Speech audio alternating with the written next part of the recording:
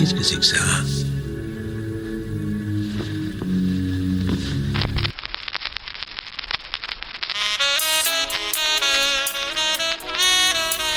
Non, non, non, non, non, non, non.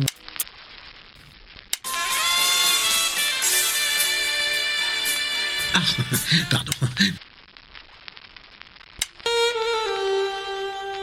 Ah, voilà.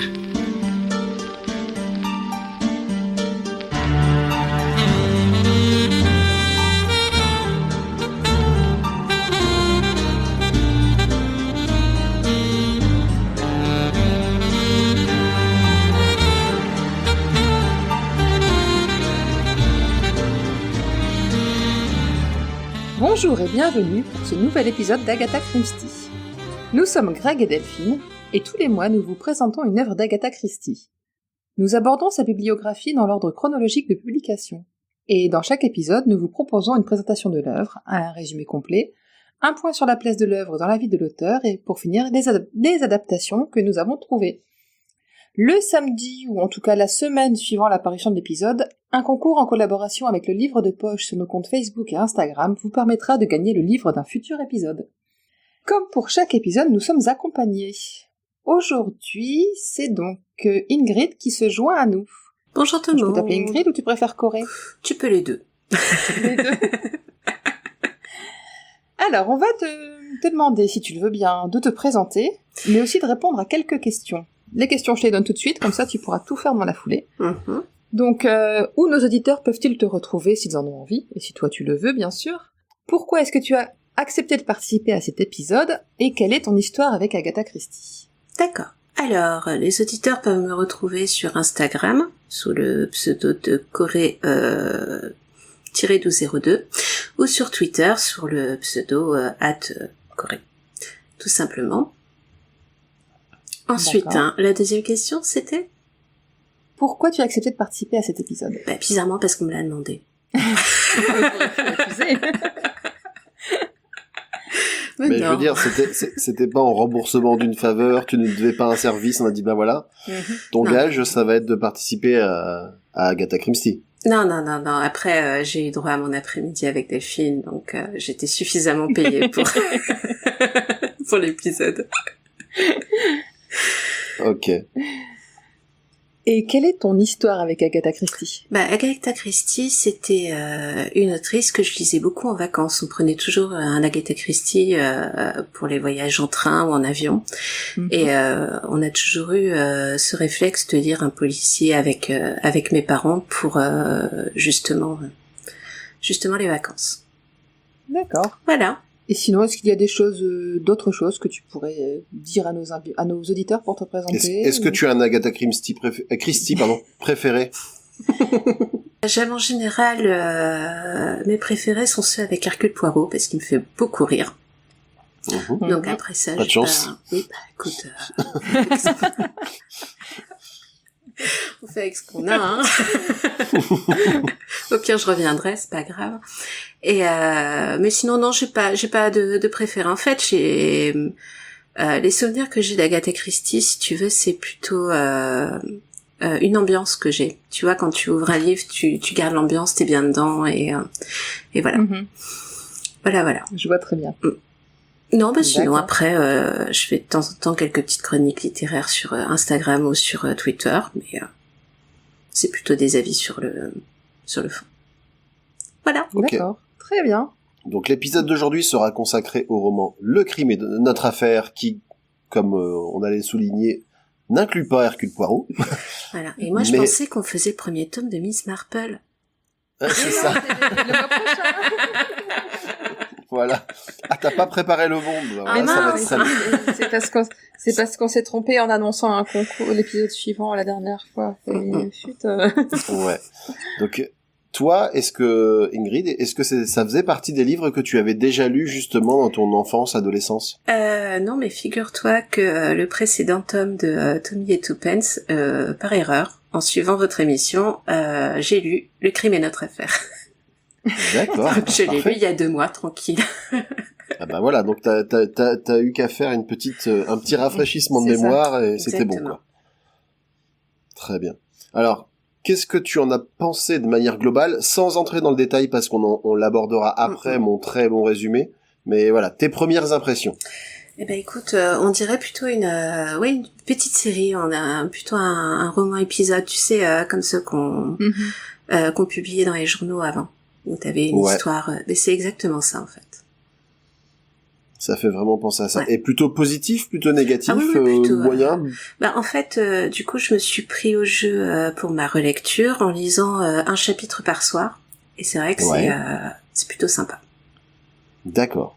C'est sûr que lu comme ça doit être pas mal. Moi, je les ai enchaînés et c'était peut-être un peu lourd à force. Mais j'aime beaucoup la dynamique du couple et ça change pas. Ils sont très drôles. Oui. Ok. Eh ben, moi, c'est pas celui que j'ai préféré, on va dire. Pas dit que c'était mon préféré non plus. Parce que justement, moi, je suis pas très sensible à cet aspect feuilletonnant. Et c'est mini-enquête. Ça, c'est pas ma came. Et du coup, j'ai un peu le même problème que j'avais sur les 4. C'est-à-dire que j'ai beaucoup plus de mal à m'investir. Mais ah, d'accord. Pourtant, Hercule Poirot en agent secret, c'était quand même... Oui, c'est ça, Hercule Poirot qui parle de manière parfaitement distincte avec une sarbacane Exactement. dans la bouche. Tout va bien. Moi, je fais ça tous les matins. Ah, ça t'a marqué, cette sarbacane. Oui. Il en parle souvent. Même des fois, on discute entre nous, puis il fait « Oui, je vais faire comme Hercule Poirot avec la sarbacane entre les dents. » Je peux essayer, même avec un petit stylo, je le fais devant vous. C'est pas très visuel pour un podcast. Je vais te rêver, mon frère Jawick. Cette sarbacane est en but. Contient une fléchette en but de curare. Voilà, alors, il a un talent que je n'ai pas, c'est-à-dire d'être parfaitement compréhensible quand il a un truc dans la bouche. Ce qui est un talent rare, qui sert pas souvent. Je veux dire, on va pas se le cacher. Mais pourquoi pas, après tout. Par contre, quand t'es en retard par rapport aux épisodes de podcast, lire les 4 après tes commentaires et toi t'es... J'ai jamais eu autant de fou rire sur ce roman. Désolé, je spoil un peu pour ceux qui n'auraient pas encore écouté notre épisode ou lu le roman. Ouais, mais c'est pas grave, on peut spoiler sur les trucs dont on a déjà parlé, parce que on n'a pas fini de spoiler. Spoiler sur les trucs de 1920, globalement, ça passe. Il y a une jurisprudence. Oui. Heureusement. Ok. Delphine, on t'écoute pour le pitch rapide. Ok, donc, dans ce livre, on découvre que Tommy et Tuppence Beresford sont mariés depuis 6 ans. Ils mènent la vie d'un couple aisé, lui va travailler, Tuppence vit le petit train-train quotidien d'une femme aisée mais au foyer, et ça ne la satisfait carrément pas. Elle rêve de revivre des aventures comme celles qu'ils ont vécues dans Mr. Brown. Et c'est alors que le supérieur de Tommy, qui travaille dans les services secrets, leur propose de prendre la place d'un certain Mr. Blunt, directeur d'une agence de détectives impliqué dans une affaire d'espionnage russe. Le couple saute sur l'occasion et décide de mener les enquêtes qui se présenteront à la manière des détectives des romans policiers qu'ils affectionnent. Le titre original du roman est Partners in Crime, et ça a été publié en 1929 au Royaume-Uni et aux États-Unis.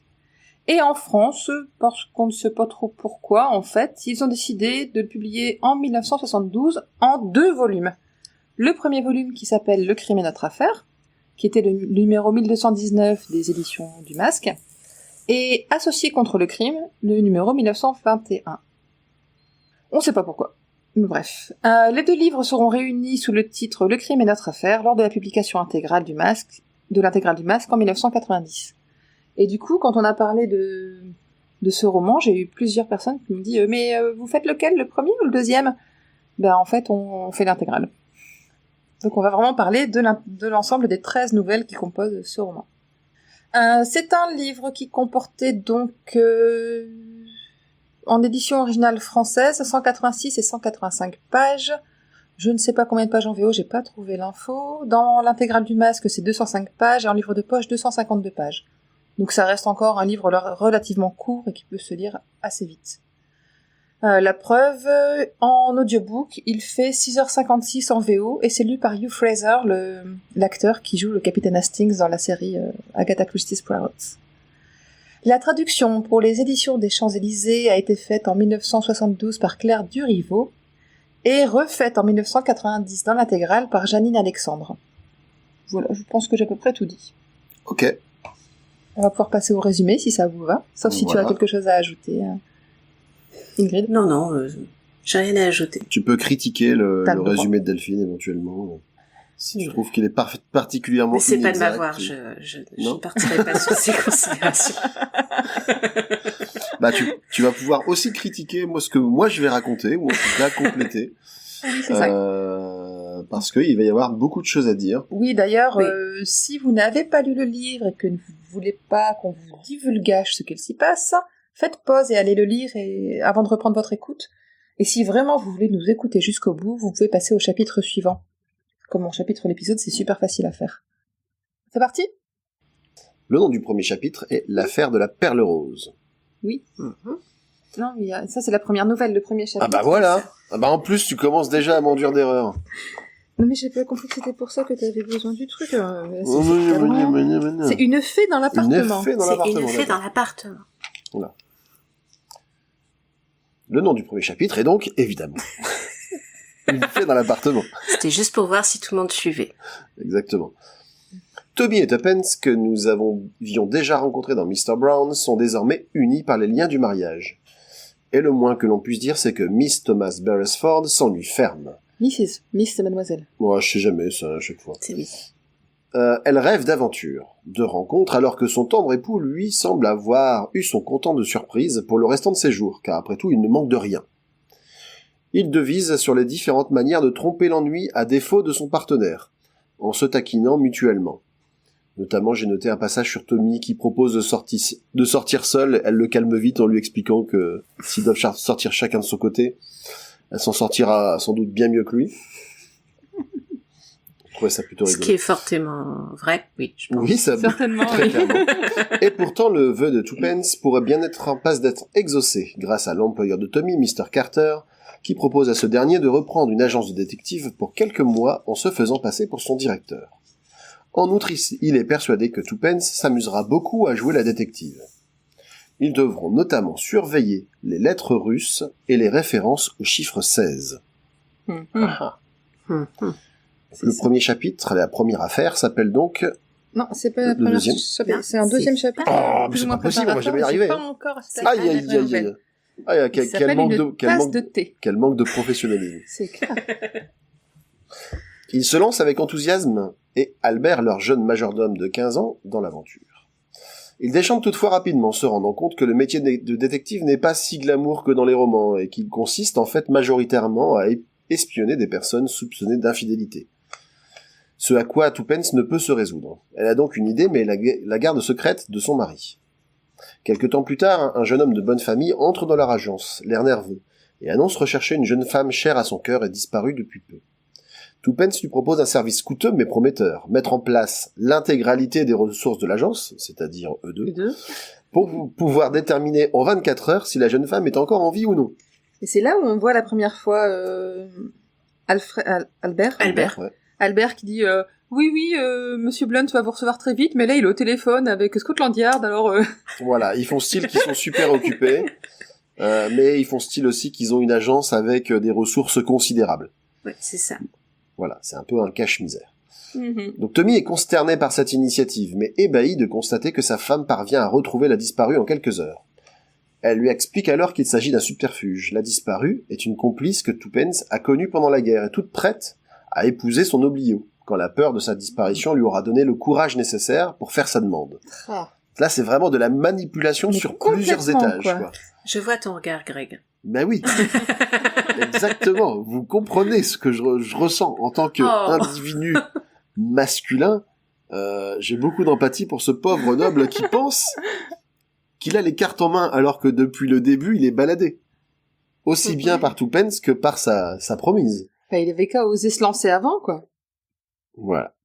En tout cas, on n'est pas loin de l'arnaque, mais la réputation de l'agence des brillants détectives de Blunt est faite. Exact. L'agence internationale de détectives. Ouais. Alors, ils sont appelés par plein de noms. J'en ai noté différents parce qu'en plus, même Marriott joue avec ça. T'as les fins limiers du Blunt aussi. Exactement, les fins limiers, les enquêteurs, les détectives, enfin, tous les synonymes y passent avec les mots dans le désordre, etc. Agence internationale de détectives, slogan, les fins limiers de Blunt. Voilà. Donc ça commence fort. Voilà, la première vraie affaire qu'ils auront à résoudre, c'est l'affaire de la perle rose. Oui. Et en fait, tout au long du roman, ça va être une espèce de fil rouge, c'est que, comme Delphine l'a précisé, ils vont essayer de s'inspirer de détectives réputés. Je pense que tu l'avais mentionné. Ah si, en singeant les méthodes des détectives qui... Oui, voilà. Donc en fait, à chaque chapitre, ça va être un petit peu à la manière d'eux. À la manière d'un détective. Voilà. Ouais. Voilà. Et donc qu'il y en a 90% que je ne connaissais pas. Ah bah oui, après c'est... moi non plus. Comme tous, il y en a quelques-uns qui ont survécu et d'autres qui sont passés dans l'oubli. Après, ça veut pas dire que c'est pas bien, c'est juste que la postérité ne les a pas retenus. Et donc, dans l'affaire de la perle rose, il s'inspire des méthodes du Dr John Thorndyke, qui a été créé par R. Austin Freeman en 1907, et c'est un médecin légiste aux méthodes rigoureuses et scientifiques. Donc là, c'est rigolo, ça fait un peu penser à Bones, tu vois, un petit peu, c'est ça. C'est exactement ça. Donc ils ne tardent pas à se voir confier une première affaire par l'entremise de leur précédent client. Miss Beatrice Kingston Bruce, fille d'un colonel, est venue demander leur service pour retrouver une perle égarée lors d'une soirée. Ils se rendent chez la famille qui soupçonne un jeune homme socialiste, évidemment. Parce que sale gaucho. Voilà, c'est un sale gaucho, que Béatrice semble pourtant de son côté apprécier. Et ce jeune homme la soupçonne en retour. Tommy donne le change en faisant semblant de prendre des photos avec un appareil soi-disant expérimental. En réalité ordinaire. Alors, ils sont toujours dans la surenchère, oui. Faire semblant, etc. Et ils se la jouent un petit peu. Pour s'identifier donc au fameux Thorndyke. Il semble plutôt lui se tourner vers Lady Laura, qui a déjà été retrouvée avec des objets ne lui appartenant pas. C'est une vieille riche qui gravite un peu dans leur milieu. Voilà. Ayant fouillé ses appartements, il s'absente pendant que Tuppence poursuit ses investigations. Alors qu'elle semble sur le point de faire parler Béatrice, Tommy revient accompagné d'un inspecteur de Scotland Yard. C'est qui Béatrice ? Béatrice, c'est la jeune femme qui est venue les voir pour le vol de la perle. D'accord. Oui. Je l'avais déjà dit. Tu ne suis pas. Oublié. Tu ne suis pas. Je suis fatiguée aujourd'hui. Et voilà. Tu vois un peu ce que je subis à chaque enregistrement. Donc Tommy revient accompagné d'un inspecteur de Scotland Yard au grand désarroi de son épouse. Il a pourtant vu juste, car dans la chambre de Miss Laura se trouvait la perle, dissimulée dans un savon creusé. Ce n'est pourtant pas elle la coupable, mais Élise, sa servante, qui voulait profiter de la réputation de sa maîtresse pour commettre ses méfaits, et était par ailleurs connue des services de police. Donc, ça fait donc un partout balle au centre entre Tommy et Tuppence. T'as pas expliqué comment il s'est rendu compte de cette histoire de perle dans le savon ?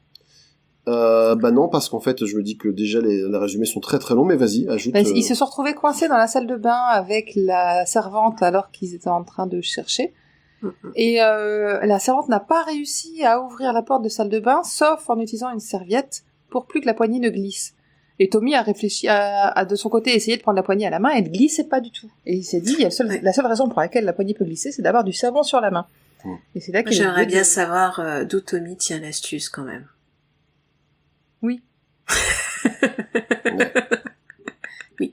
Et effectivement, on apprend un autre nom alternatif pour leur agence, vu qu'elle est dénommée par Agence internationale de recherche.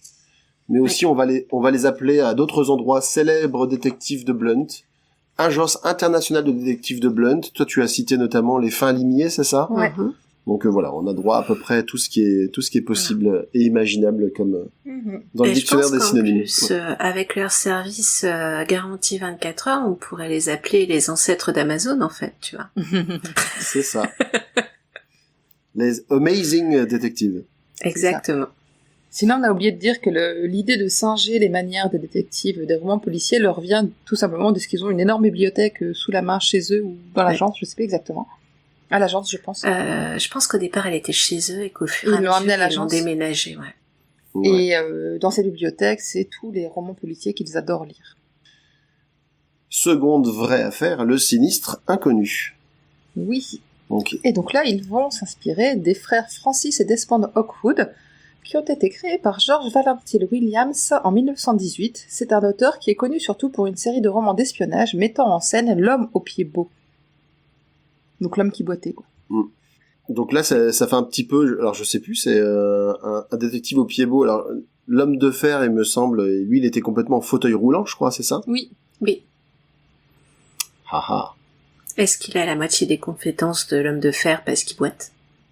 Peut-être. C'est l'homme de fer blanc. Du coup, c'est plutôt... Non, ça c'est le magicien d'Oz. Ou alors il est compétent un jour sur deux, tu sais. Voilà. Ça dépend de quel pied il se lève. Exactement. Ok. Ça va être très long. long. On était fatigués toutes les deux. Désolé, chers auditeurs, ça va être très long, y compris pour moi. Restez avec nous. Donc, l'affaire suivante, je crois que je l'ai dit, elle s'appelle Le Sinistre Inconnu. Oui. Peu de temps après, les apprentis détectives reçoivent enfin une enveloppe bleue avec un timbre russe. Ceux qu'ils devaient surveiller pour Mr. Carter. Dans laquelle un certain Feodorsky demande de retrouver sa femme, lui-même ne pouvant se déplacer à cause de ses porcs. C'est assez original comme motif. Ses porcs, les cochons? Ses porcs, ah oui. Oui. Sur ces entrefaites, ils reçoivent la visite d'un colosse prétendant être le docteur Charles Bauer, et victime d'un coup monté visant à lui dérober des documents sur des alcaloïdes. Cela sent le faux pour Tommy, qui compte toutefois honorer le plan mis au point avec son client, persuadé que sa connaissance de ce qui semble être un piège lui donnera l'avantage. Twopence notamment a remarqué que Bauer ne quittait pas l'enveloppe des yeux. Le piège ne serait-il pas destiné à voler l'enveloppe? Ça c'est ce que moi j'avais noté parce que je sentais le coup arriver. Oh, tout de suite. T'avais dû le résumer avant. On commence, c'est-à-dire que à force de lire des nouvelles, tu commences à voir arriver des trucs. Sur les nouvelles en tout cas, ouais. Surtout sur les nouvelles, ça j'en reparlerai, c'est un des trucs qui m'a un petit peu dérangé. On en reparlera après. Donc peu de temps après, un inspecteur de Scotland Yard, Dim Church, ami commun et collègue de Marriott, de l'inspecteur Marriott, vient s'enquérir de la visite qu'ils ont reçue. Il explique que leur visiteur était en fait un homme jouant double jeu et propose de les aider à l'attraper. Et là c'est pareil, j'ai mis entre parenthèses, louche ça aussi. Oui aussi. Mais le moment venu, Tommy est chloroformé, et à son réveil, Dim Church lui réveille que Bauer et lui étaient de mèche. L'un étant voué à éveiller les soupçons et l'autre à les apaiser. Toutefois, la lettre n'est pas sur place. Dim Church menace donc Tommy et le convainc d'écrire une lettre à Twopence afin qu'elle ramène sa lettre à lui. Toutefois, il prend le soin de ne pas signer de son prénom, mais celui de Francis afin de l'alerter, usant comme alibi un étui à cigarette destiné à l'un de leurs amis et gravé à ce prénom. Et à ce moment-là, j'ai pensé à toi et à la Sarbacane, tu vois. Ah, c'est ça. C'est des trucs, ça tombe bien quand même. Quel hasard.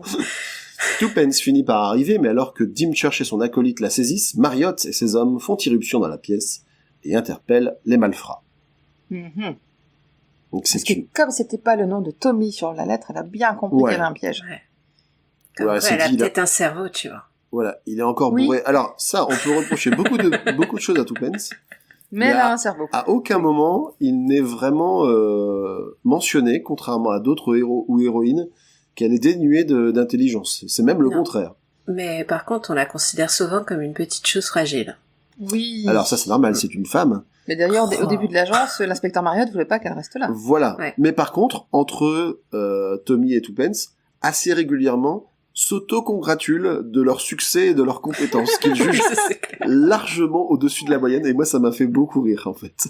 Mais je trouvais que c'était très très drôle les deux. Ouais.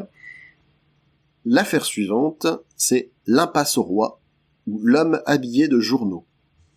Et les deux, c'est l'impasse au roi et l'homme habillé de journaux. Oui, c'est en deux parties, ouais. Voilà. Et donc, ce sera inspiré de Timothy McCarthy et de Riordan, qui ont été créés en 1923 par Isabelle Ostrander. Cette dame, ou ce monsieur, parce que c'est Isabelle E.M., donc je ne sais pas, a écrit une vingtaine de romans policiers durant les années 20. Ce qui est déjà pas mal. Oui. Donc Twopence semble avoir envie d'aller danser, et tâche de convaincre Tommy qui résiste de son mieux. Elle met en avant une petite annonce qui lui semble être un message codé, invitant à une soirée déguisée. Message apparemment surtout sentimental. Elle finit par convaincre Tommy en lui disant qu'ils ont besoin de s'entraîner à leur nouveau métier, et donc propose de procéder comme tu l'as dit, comme Riordan et McCarthy. D'ailleurs, Tommy avant essaye de la distraire en lui faisant remarquer que selon les jours d'édition des journaux, il n'y a pas les mêmes tâches dans les lettres, à l'impression. Détail, comme souvent dans ces enquêtes, détail qui aura son importance. Voilà, c'est pour ça que voilà. Le jour J, ils sont donc dans le club nommé As de pique. Alors qu'il se mêle aux personnes costumées, Twopence va vérifier la loge de laquelle elle a entendu venir un cri. Elle y trouve une jeune femme déguisée en reine de cœur, une dague plantée dans le sien. T'as vu ça, la belle tournure, quand même? Joli. Ouais. Moi aussi, je peux m'auto-congratuler, tu vois. Alors qu'elle agonise, elle dénonce son meurtrier, Bingo. Les détectives ont vu la défunte en compagnie d'un homme habillé en journaux. Donc, ce qui est apparemment un costume issu d'un personnage de Alice au Pays des Merveilles. Oui. Probablement le roman, parce que dans le dessin animé, il y est pas. Et comme nous, on n'a pas de culture, on connaît que le Disney, enfin, surtout moi, en tout cas. J'ai pas tout lu Alice au Pays des Merveilles. Ouais. J'ai pas fini. Parce que Je l'ai vu, mais il y a très longtemps. Ouais, bah, on a une édition en hongrois aussi, oui. En anglais hongrois, donc c'est assez original, et du coup, je l'ai pas lu en entier. Ah, c'est dommage. Oui. J'aurais pu progresser en hongrois, c'est vrai. Le lendemain, l'inspecteur Marriott vient interroger Tuppence. Il est accompagné de Sir Arthur Merivale, mari de la jeune femme assassinée, Vert. Marriott révèle que Bingo désigne le capitaine Hale, meilleur ami de Sir Arthur qui ne se résigne pas à sa culpabilité. L'inspecteur indique que tout porte à croire à un crime passionnel, Hale étant vraisemblablement l'amant de Vert. Il insiste sur la facilité de l'affaire, ce qui fait tiquer Tuppence, pas au premier coup, mais après avoir dit 5 ou 6 fois « Ah là là, c'est vraiment très très facile quand même comme affaire, vraiment limpide, si tu vois ce que je veux dire. » Donc ça finit par faire tiquer Tuppence, et ça lui fait reconsidérer les différents éléments. Lorsqu'Arthur revient à sa demande, elle lui indique ce qu'elle pense du déroulement. En réalité, c'est lui le meurtrier. Il a imité le costume de son ami, en ayant pris soin de l'écarter, pour prendre sa place en loge, et pouvant tuer sa femme en laissant croire soit à un suicide, soit à la culpabilité du capitaine. Ce sont notamment des marques typographiques que tu as mentionnées, qui vont montrer que le morceau de journal retrouvé dans la main de la jeune femme ne correspond pas au costume de l'homme au journal de la personne suspectée en premier. Arthur éclate d'un rire machiavélique que Tuppence reconnaît aussitôt pour l'avoir entendu venant de la loge. Marriott intervient, et se voyant acculé, le meurtrier se jette de la fenêtre. On va voir assez souvent d'ailleurs, au moment où de la résolution des affaires, on voit que Agatha Christie elle a pas le time. Donc dès qu'on connaît la vérité, il se passe un truc, quoi, ouais. et une fois sur deux, il arrive un truc au meurtrier, il dit ah c'est comme ça, il va réagir, il va se suicider, ou il va tenter un truc qui va faire qu'il se tue, volontairement ou non, enfin c'est... Ouais, on sent qu'elle maîtrise pas encore la fin de ces histoires, hein. C'est Bah sur les nouvelles, c'est pas... Ouais. L'affaire suivante s'appelle l'affaire de la femme disparue. Et là, on a retrouvé, j'ai reconnu, Sherlock Holmes et Watson, de Sir Arthur Conan Doyle. Je pense qu'il est pas besoin de le des romans un présenter, peu connus, je crois. C'est qui ceux-là? Ouais, j'ai une grande inspiration de Agatha Christie, et j'ai découvert, grâce au podcast, qu'il était contemporain d'Agatha Christie. Pour moi, Conan Doyle, il était mort genre au début du XXe siècle, mais en fait, là, en 1930, il était encore vivant. Et il a même participé aux recherches pour retrouver Agatha Christie quand elle a disparu en 1926, en faisant appel à un médium. Oui. Parce que c'est à ce moment-là où il commençait à vraiment croire à tout ce qui était spiritisme. Mm-hmm. Ce qui est rigolo, parce qu'il a quand même fondé sa carrière sur... la science. La science, voilà, et ouais, un détective qui prend en compte les faits et rien que les faits, et puis il se dit, bah du coup c'est chiant. Je vais plutôt commencer à tirer les tarots, et puis à faire tourner les tables, à défaut des serviettes, parce que Patrick Sébastien n'était pas encore là. C'est bien dommage. Mais là j'ai Sherlock Holmes en train de faire tourner sa serviette. C'est ça. Mais bien sûr, bon. C'est exactement ce qu'il faut. Donc, l'affaire en question. Un explorateur, Stevenson, vient voir nos chers détectives.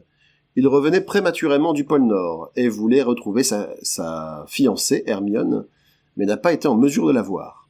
Sa tante lui a pourtant indiqué plusieurs adresses où elle pourrait être, mais les personnes concernées n'ont pas vu la jeune femme. Stevenson a reçu un télégramme de la ville de Maldon, disant que sa chère Hermie, comme il l'appelle, partait à Monte-Carlo. Il est allé vérifier à Maldon, mais ne l'y a pas trouvé. Il craint qu'un malheur lui soit arrivé. C'est donc à la façon, comme tu l'as dit, de Sherlock et Watson que Tommy et Tuppence veulent prendre l'affaire. Ils comprennent rapidement que le Maldon que Stevenson a inspecté est un homonyme d'un autre comté, et retrouvent la bonne ville. Parce qu'il y en a une dans le Sussex, et l'autre... dans le Devon, non? Non, ça commence par un S aussi. Il a lu la première lettre. Ah oui, c'est ça. Le Surrey, un truc comme ça, je crois. Le Sussex, je pense.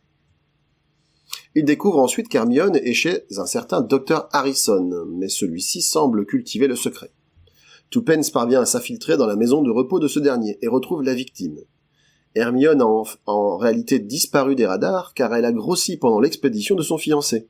Et connaissant son aversion pour les grosses mémères, comme il les appelle pas trop affectueusement, elle a voulu s'éclipser le temps de perdre du poids aussi vite que possible, quitte à s'adresser à un charlatan. Là, j'ai mis en commentaire quelle grande affaire. Waouh. C'est clair. Là, c'est... Et je pense que Agatha Christie a dû se prendre un râteau à un moment donné à cause de son poids, je sais pas, mais on sent qu'elle a l'air... C'était pris des remarques, la nouvelle, pas encore femme, je pense, de son ex-mari, Nancy Neal, est beaucoup plus jeune qu'elle, et donc certainement beaucoup plus fine, n'a pas encore eu d'enfant, et ça doit jouer dans son ressentiment. Ouais, je pense que il y a un petit peu de sel dans son écriture sur ce coup. Ouais, et puis, C'est ça. et puis quelle affaire, quoi. Je veux dire, une disparue, mais en fait, elle voulait juste mincir. Moi, quand j'ai vu la chute de l'histoire, j'ai fait... Je me suis dit, mais c'est quoi ce bazar? Vous êtes sérieux? Enfin, je viens de me taper 10-15 pages, là, juste pour savoir qu'elle faisait une cure. Oui, donc maintenant, tu sais que quand on va à Comines, on sera pas à Comines en France, mais en Comines Belgique pour acheter de la laine, voilà. tu vois. Et d'ailleurs, c'est ça le truc, c'est qu'on dit Comines et on précise France ou Belgique parce qu'il y en a deux. Et c'est ce qui s'était passé avec ce truc. Il y avait précision du comté après parce qu'il y en a deux. Ouais, alors ça, c'est une référence que seuls les frontaliers belgo-français connaissent. Hein. Mais c'est comme Paris-France et Paris-Texas, quoi. Oui, c'est ça. Voilà. Bah, là, c'est plus difficile de se tromper. Enfin... Et plus, là, je suis partie à Paris, je reviens dans 2 jours. Et plus impactant aussi. Bref, c'est quand même pas sa meilleure nouvelle, je trouve. Carrément pas. Voyons si elle se rattrape sur la suivante. Oui. Qui s'appelle Colin Maillard, en tout cas en français. Aussi, ouais. En anglais, je sais plus.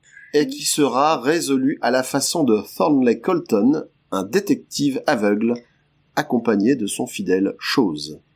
Chose? Oui, Chose. D'accord, Chose. J'ai pas relevé que c'était Chose. Il y a un de son acolyte, c'est Chose. Parce en fait, ils prennent toujours un détective Sidney Thames. Et moi, Sidney Thames. Tu sais, c'est pas Chose. Là, c'est un moment, il parle de Chose. Ou alors j'ai mal compris. Après, ce serait pas la première fois que je raconte n'importe quoi. En tout cas, dans ma traduction, il parle bien d'un Chose. Et pourtant, c'était sur la liseuse, c'était pas l'intégrale de la traduction. Tout à fait. Donc, qu'est-ce que tu peux nous dire de plus? J'ai perdu l'affaire. Colin Maillard, voilà. Donc le détective aveugle qui a été créé par Clinton Hollangstagg en 1915. Ça ne nous rajeunit pas. Vraiment pas. Vraiment pas. Et donc c'est un détective aveugle. Voilà. Et du coup, Tommy décide de se bander les yeux et s'entraîne à détecter les objets autour de lui avec ses autres sens équipés d'une canne. On sent quand même... C'est Daredevil, quoi. Ouais, exact. Déjà, j'ai pensé à ça. Et puis, je me dis aussi, le niveau d'ennui, quoi. C'est clair. Ils ont tellement rien à faire. Mais, allez, aujourd'hui, je me bande les yeux. Tu sens, franchement, limite le gamin qui est dans sa chambre et à qui on a interdit de sortir et dit, allez, là, je vais me bander les yeux, on va voir comment ça fait. Ce qui est assez drôle, en fait, avec ce couple, c'est qu'ils arrêtent pas ils arrêtent jamais, quoi. C'est ça. Alors qu'ils déjeunent en compagnie de sa tendre épouse au Blitz, ils reçoivent un jeune noble. Ouais. Au Blitz, oui, tout à fait. Un jeune noble qui reconnaît Tommy comme Mr. Blunt et l'enquiert d'enquêter sur sa fiancée et le prix de l'accompagner. Tommy passe une commande à Tuppence avant de partir. Une fois dans la voiture, l'imposteur sort une arme et révèle son double jeu. Il connaît la vraie identité de Tommy et de sa femme et est impliqué dans ce que moi j'ai appelé l'affaire du jambon. Parce que c'est l'affaire du jambon russe. Les deux ont été kidnappés et vont donc être gardés dans des endroits secrets et séparés. Par jeu, le ravisseur décide de livrer Tommy à une épreuve mortelle. Il le place dans une pièce dont le sol est parcouru de fils électrifiés. Un pas de trop et c'est la mort. Ah. Et bien sûr, Tommy n'a pas le droit d'enlever son bandeau. Ah non, évidemment. Mais il a une sarbacane. Non. Non, il a une canne blanche. Ah non, il a même plus sa canne. En tout cas, il les remet à égalité en aveuglant d'une vive lumière son adversaire, qui, lorsqu'il retrouve la vue, se jette sur lui en oubliant les fils électriques. Mais elle sort d'où, cette lumière, déjà? C'est un truc qu'il avait dans sa main, je sais plus ce que c'était, mais il arrive à produire... En fait, il a pris une allumette à son ravisseur en lui demandant s'il pouvait allumer une cigarette, et je sais plus ce qu'il avait dans sa main, mais... Il avait des cristaux de magnésium, non? Comme dans les flashs... Mais ce qu'on a toujours dans sa main. Oui, dans sa poche. Moi, personnellement, ça. Je sais pas vous, mais moi, je sors jamais son petit cristaux de magnésium, on sait jamais. En tout cas, l'adversaire se rue sur lui, mais oublie le piège diabolique qu'il avait lui-même tendu. Ce qui prouve que c'était quand même pas un génie du mal. Mm-hmm. Et donc il meurt électrocuté. Il meurt aussi. Voilà. Oui. On apprend également que le bandeau de Tommy lui permettait de voir normalement et qu'il jouait la comédie. Mais du coup, il aurait dû être aveuglé. Mais la poussière, bah non, parce qu'il avait le bandeau sur les yeux. Ah ben lui, il pouvait peut-être fermer les yeux en prévision du truc. Mais à l'époque, ils n'avaient pas les Google Glass, tu vois, donc c'est pas possible. Qu'est-ce que tu racontes? Il avait prévu d'éblouir Tuppence avec ses cristaux à la fin du repas. Bah, ça alors, ça tombe rudement bien, comme dirait l'autre. Bref. Il avait une canne épée en plus, et un fil de magnésium, c'est ça. Oui. Donc il rentre chez lui pour retrouver Tuppence, qui a pu échapper à son ravisseur grâce à Albert, alerté via la commande qu'il a passé, en fait, un message codé. Voilà. Oui. Et c'est quand même un peu Pif-Gadget. Affaire suivante. L'affaire suivante, oui. C'est l'homme dans la brume. L'homme dans la brume. À la façon du père Brown. Qui s'appelle le détective du bon Dieu. J'adore ce nom. Je ne connais pas du tout. Et ça me donne tellement envie de retrouver des vieux bouquins pour... Donc il a été créé par Gilbert Keith Chesterton, qui est apparemment un géant de la littérature policière. Okay. Non, c'est pas plus. Je vous avoue que je me suis juste inspirée de la postface de l'intégrale. C'est rigolo, ça fait vraiment penser, notamment moi qui suis plus à la base un lecteur de comics, et quand tu regardes les très vieux comics, il y a des justiciers masqués qui ont des noms improbables, la foudre pourpre, ou tu vois, le nain vert, enfin n'importe quoi. En fait, ils savaient plus trop quoi inventer pour avoir un gars qui se démarquait un peu de la concurrence.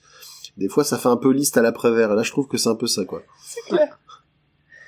Donc, après avoir essuyé un revers concernant un vol de bijoux, Tommy, déguisé en prêtre, et Tuppence picole au bar d'un hôtel quand il retrouve par hasard un ami commun. Donc en fait, ils font comme nous. Qu'est-ce qu'on fait un samedi soir? On se déguise en prêtre et on va boire un verre, évidemment. C'est surtout, tu vois, quand t'as essuyé un échec, tu bois pour oublier. Donc ne faites pas ça chez vous. Cette cascade est réalisée par des professionnels. Exactement. L'abus d'alcool est dangereux pour la santé. Ce dernier est accompagné d'une actrice renommée, Miss Glenn, réputée aussi belle que stupide. Et le moins qu'on puisse dire, c'est qu'elle va justifier sa réputation. Putain, oui. Elle est bien. Elle est gratinée, oui. Elle est pas mal. Donc celle-ci repart bientôt, apparemment persuadée que Tommy est bien prêtre, alors qu'il a nié quand même plusieurs fois. En repartant, elle tombe sur celui que leur ami présente comme son futur mari. Et quelques temps plus tard, c'est un certain Riley qui s'invite à leur table en maudissant les femmes. Il révèle que Miss Glenn l'aime lui en réalité, et que si elle se marie avec son lord, ce ne sera que pour l'argent, et qu'il pourrait bien la tuer pour ça. Encore une fois, les coïncidences, hein. Eux, ils sont tranquillement au bar, t'as un pote avec une actrice, le mari de l'actrice à la limite qui vient la retrouver, et puis l'amant de celle-ci qui vient choisir leur table pour s'épancher. On dirait vraiment qu'il y a qu'un seul bar et une seule table à ce bar. Oui, quoi. mais c'est PMU du village, quoi. C'est un peu l'idée, je pense. Voilà. Ouais, mais ça... GG, remets-moi un petit pastis là pour la douche. Elle va quand même épouser un père du royaume riche, qui est pas ruiné pour une fois. Dans le PMU du coin. C'est ça. Excuse-moi, mais... Voilà. Peu après, Tommy reçoit un message de Miss Glenn qui lui demande de passer la voir afin de l'aider. Il se dit, bon, j'espère que c'est pour mes compétences de policier et qu'elle a bien compris que j'étais pas prêtre. Mais vous êtes prêtre? Mais vous êtes prêtre déguisé en policier? Non, c'est l'inverse. Ce faisant, les détectives doivent garder leur nerf face à une sombre histoire de policeman fantôme. C'est-à-dire que le chemin qu'ils empruntent, qui passe près d'un cimetière, il paraît qu'il y a un fantôme. Voilà, qu'il y a un fantôme de policier qui tout la brume. Des badauds. Tout à fait. Au moment où ils arrivent, Riley les dépasse, s'engouffre dans la maison, puis en ressort quelques instants plus tard, la main ensanglantée. Ils pénètrent à leur tour dans la maison et sont accueillis par la sœur de Miss Glenn, qui elle est pas du tout catastrophée ni au courant de quoi que ce soit et qui leur fait tranquillement visiter la maison. Mais ouais. Donc après avoir insisté plusieurs fois, ils finissent par obtenir de pouvoir aller voir Miss Glenn dans sa chambre. Ils ont croisé un agent de police en cours de route, en vrai. Tout à fait. Et ils retrouvent l'actrice morte, le crâne fracassé. C'est ça. En fait, c'était le prêtre qui était déguisé en policier cette fois-ci, non? C'est ça. J'arrive plus à suivre, là. Non, en fantôme. En fantôme, pardon. En fantôme de prêtre. Elle était apparemment rentrée 3 minutes avant le couple seulement. Et Riley peu de temps après elle. L'affaire semble donc limpide. Toutefois, Tommy reste sceptique et se repasse les éléments en tête, et comprend ce qu'il a pu se passer. Le bruit qui a fait penser à la sœur de la victime que sa sœur rentrait étaient les pas de la bonne dans l'escalier. Quant au meurtrier, il s'agit du policeman qui montait la garde devant la porte. Sans doute le premier mari de Miss Glenn, dont elle voulait divorcer et qui n'aura pas accepté la nouvelle.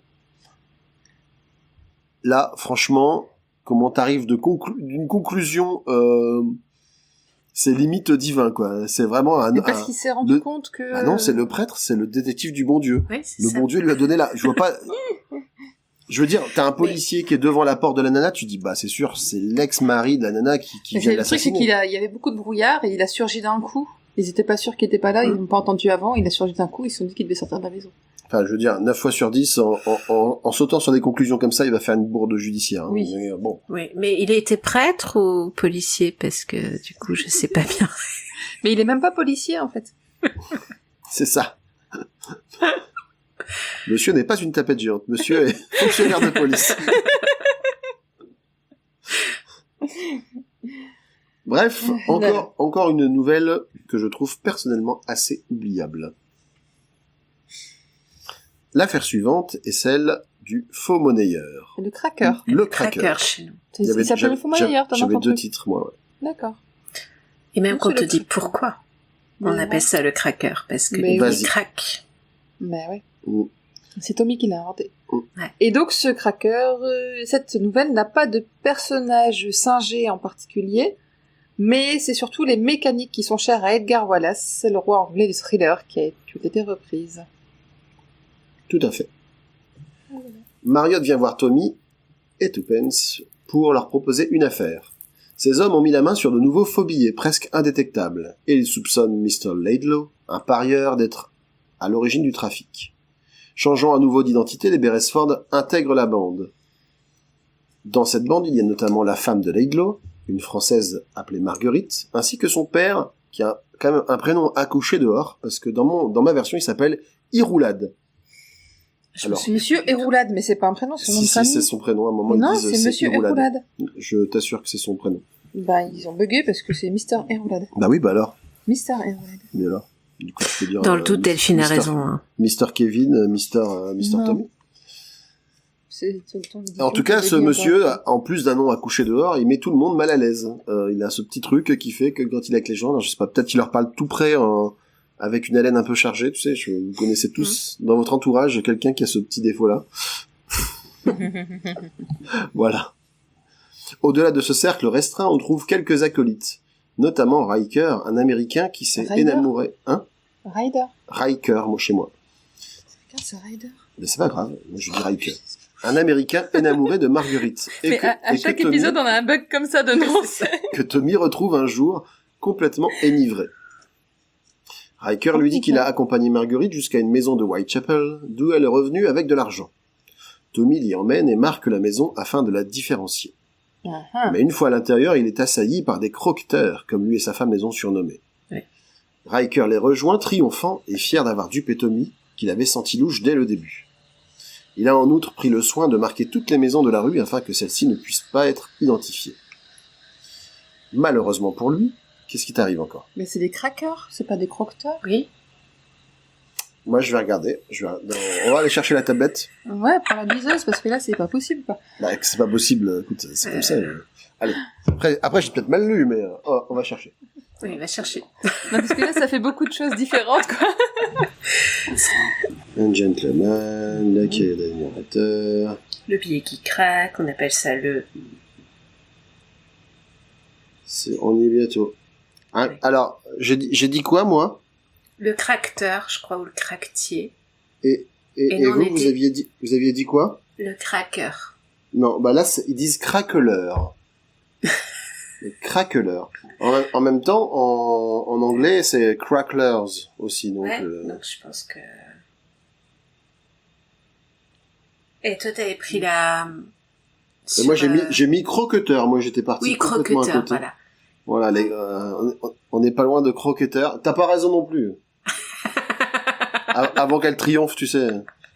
Oh, ce serait mignon de l'avoir paradé, là, comme ça, dans ta vie. Ouais. Toi, t'en auras l'occasion d'ici la fin de la soirée. Bon, tant pis. Mais alors, est-ce que ça dépend pas des traductions? Mais carrément. C'est toujours le problème, en fait, c'est que quand tu prends la première traduction et la traduction réactualisée, entre guillemets, de 1990, c'est le jour et la nuit. T'as des expressions qui changent complètement. T'as des personnages qui changent de nom. Bah là, tu vois, Iroulad. Là, j'ai bien regardé, il s'appelait vraiment... Là, c'est Mr. Herulade, donc des trucs comme ça. Après, ça reste des détails, mais on a vu le coup aussi avec un personnage qui avait donc un grain de beauté sur le poignet pour Delphine, et chez moi, c'était une verrue, tu vois. Donc, deux salles, deux ambiances, quoi. Si tu sais pas faire la différence entre une verrue et un grain de beauté. Bah après, ça peut donner à des cours d'anatomie. D'anatomie, ouais. Avec Agatha Christie. Mais ouais. Mais du coup, je vais être curieuse, c'est les prochains romans ceux qu'on connaît. Et de voir du coup la différence, parce que j'avais lu que les anciennes traductions, moi, donc ça va être un vrai renouveau quand on va tomber sur les Hercule Poirot et les Miss Marple un peu plus contemporains. Donc on était sur le craqueleur, c'est ça? Ouais. C'était pas les croqueteurs comme j'avais noté. Ouais. Mais c'était des craqueleurs. Eh bien moi j'ai craqueur, tu vois. Moi j'ai craqueur. Bah oui, ça n'empêche que voilà. Voilà, j'ai pas dit n'importe quoi. Et c'est bien Monsieur Ryder. Ah, ça on n'a pas regardé. Si tu veux vraiment tout vérifier. Par contre, craqueur, c'est bien dans le carbone modifié. Ryder, oui t'as raison. D'accord, Ryder. Ouais, Ryder, t'as raison. Mais j'ai entendu donc craqueur. Ryder, moi j'ai fait Riker. Et donc crackler, ce sera à cause de l'anglais ou c'est crackler? C'est cracklers, c'est ça. Ok. Donc, Ryder les rejoint, triomphant et fier d'avoir dupé Tommy, qu'il avait senti louche dès le début. Il a en outre marqué toutes les maisons de la rue afin que celles-ci ne puissent être identifiées. Malheureusement pour lui, Tommy a également marqué olfactivement la maison avec de la valériane, ce qui a attiré tous les chats du quartier. Moi, je veux essayer. Hein. Elle sort d'où sa valériane, surtout? Pas devant chez moi, mais je veux dire, je veux j'ai des problèmes de chat, alors si tu... Mais c'est... Enfin, je veux dire, Tommy... Mais ça dans le jardin de ton voisin, tu seras tranquille. Tommy, c'est Mary Poppins, quoi. Je veux dire, de temps en temps, il a une bille de magnésium, de temps en temps, il a de la valériane sur lui. Enfin, c'est... Ça s'appelle le talent, j'ai envie de te dire. Mais... Ouais, ou alors, c'est le précurseur du regretté sac banane. Oui, c'est tu ça. Tu vois, il a... Maintenant appelé sacoche, je crois. Ouais. Mais du coup, ça, c'est une sac banane, quoi. Oui. C'est triste, quoi. En tout cas, cette valériane providentielle a permis à Scotland Yard de retrouver la maison. Et donc, de mettre la main juste à temps sur les malfaiteurs. Superbe. C'est magnifique. Complètement. L'affaire suivante s'appelle le mystère de Sunny... à moins que vous ayez quelque chose à dire sur cette affaire. Toi, t'as dit que tu l'avais pas plus apprécié que ça. Non, c'est pas une de mes préférées, franchement. Non. Bah, encore une fois, moi, je trouve que c'est un peu bâclé. Tu vois, ça va trop vite. C'est bim, voilà, un faux monnayeur. T'as 2 pages où ils sont dans l'affaire, une page où ils réfléchissent, une page de résolution, et bim, on passe à la suite. Ouais. Donc, tu vois, Enfin, je trouve qu'on a un peu du mal à s'attacher aux personnages. Bah, c'est le problème des nouvelles, et puis aussi à essayer de dénouer l'enquête, parce que de toute façon, t'as même pas besoin de te creuser la tête, parce que tu sais que à la page suivante, ça va être résolu, quoi. Oui. Ouais, c'est ça. Et tu vois, quand j'avais lu le livre d'une traite, je me souvenais absolument pas de cette nouvelle. C'est en la relisant une par soir que j'ai pu me souvenir des craqueurs, parce que... Bah, non, c'est clair, c'est pas une nouvelle qui restera. Pour te dire à quel point certaines nouvelles sont oubliables, quand je vous ai fait le résumé des premières affaires, il y en avait une que j'avais oubliée. Oui, non, mais... moi, c'est pareil. Hein. Je me suis dit, j'ai lu ça, moi, j'ai fait un résumé de ce truc-là, pas mal. C'est pour ça que j'ai relu en se disant, je vais faire un pointage, parce que sinon, c'est clair. Donc, l'affaire suivante s'appelle le mystère de Sunningdale. Ouais. Oui. Et c'est à la manière... du vieil homme dans le coin. Ouais. Et de Polly Button, la journaliste qui lui soumet des cas qui sont résolus sans que le vieil homme ne quitte son fauteuil. Ah là là. Et c'est écrit par la baronne Ortsey. Voilà. Est-ce qu'il n'y a pas un certain Hercule Poirot qui a fait le même exercice une fois? Si. C'est ça. Une ou deux fois, oui. Mais lui, il le fait toujours. Donc en fait, ça veut dire qu'il est plus fort qu'Hercule Poirot. Ah là là. Tommy et Tuppence déjeunent dans un restaurant, comme la moitié de leur vie, hein, je pense. et échange sur une affaire qui tient Londres en émoi. La mort du capitaine Cecil, un ancien militaire reconverti dans les assurances et très bon joueur de golf, qu'on a retrouvé assassiné sur le green, le cœur planté par une aiguille à cheveux, et vêtu de sa veste bleue que c'est... Une épingle à chapeau. Je crois qu'une aiguille à cheveux, moi j'avais. Non, et vêtu de sa veste bleue que ses amis lui connaissaient. L'affaire semble étrange car elle implique notamment une jeune femme, Miss Doris Evans, que Cecil aurait invitée et à qui il aurait confié vouloir se suicider car ruiné. Le dernier témoin à avoir vu Cecil vivant, Mr. Hollaby, dit avoir vu la victime échanger avec une mystérieuse femme toute de marron vêtue. À force d'échanges et de confrontations d'idées, ils en viennent à comprendre les événements. En réalité, le coup de l'aiguille à cheveux indique le crime d'un homme, cet accessoire étant démodé, ce que savent toutes les femmes. Cet homme se sera donc déguisé en femme, tuant Cecil pour lui emprunter sa veste et se faire passer pour lui le reste de la journée. Il s'agit en réalité du fils de Mr. Hollaby, qui est lui aussi complice de l'affaire, et ce sont d'ailleurs les autres gérants de la compagnie d'assurance, qui ont, de leur côté, détourné les fonds et ont voulu faire porter le chapeau à Cecil. Leur discussion est, j'ai mis en grand, fort opportunément, entendue par Marriott, là je parle de Tommy et Tuppence, qui déjeunait là aussi, et qui dit « Mais non, mais vous inquiétez pas, vous croyez que votre version va pas être crue, mais moi je vous crois. » On avait déjà des soupçons. Voilà, en fait, vous êtes pareil, vous êtes au même niveau que Poirot, c'est-à-dire que nous, ça fait 3 semaines qu'on planche sur le truc, dans 1 semaine en fait. Et eux, ils déjeunent, ils sont en train de tailler, de se prendre une petite bavette, tout ça, et puis c'est bon, je trouvais en fait, c'est facile. Pourquoi faut manger au resto plus souvent, tu vois, parce que ouais, c'est clair. Il aurait plein de trucs au resto. Hein. Et donc Marriott, il est tout content parce que les conclusions de l'enquête ne le satisfaisaient pas, et là il a quelque chose une nouvelle piste. Ouais. Et voilà. Et moi j'ai bien aimé cette nouvelle parce que j'ai réfléchi en même temps qu'eux, tu vois. Ouais. T'avais plus le temps de suivre un peu leurs pensées, le déroulement des choses, et te dire mais du coup j'ai pensé avant eux au fait que c'était un homme déguisé. C'est trop forte. Ça reste un grand classique, hein. On verra d'ailleurs qui va être réutilisé à un autre endroit du roman. Oui.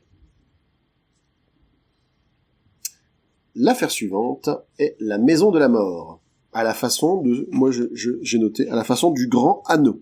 C'est ça, inspecteur Anneau de la sûreté parisienne. D'accord, moi j'ai la maison de la mort qui rôde. La maison de la mort qui rôde, oui. D'accord, mais c'est juste la maison de la mort. La maison de la mort qui rôde.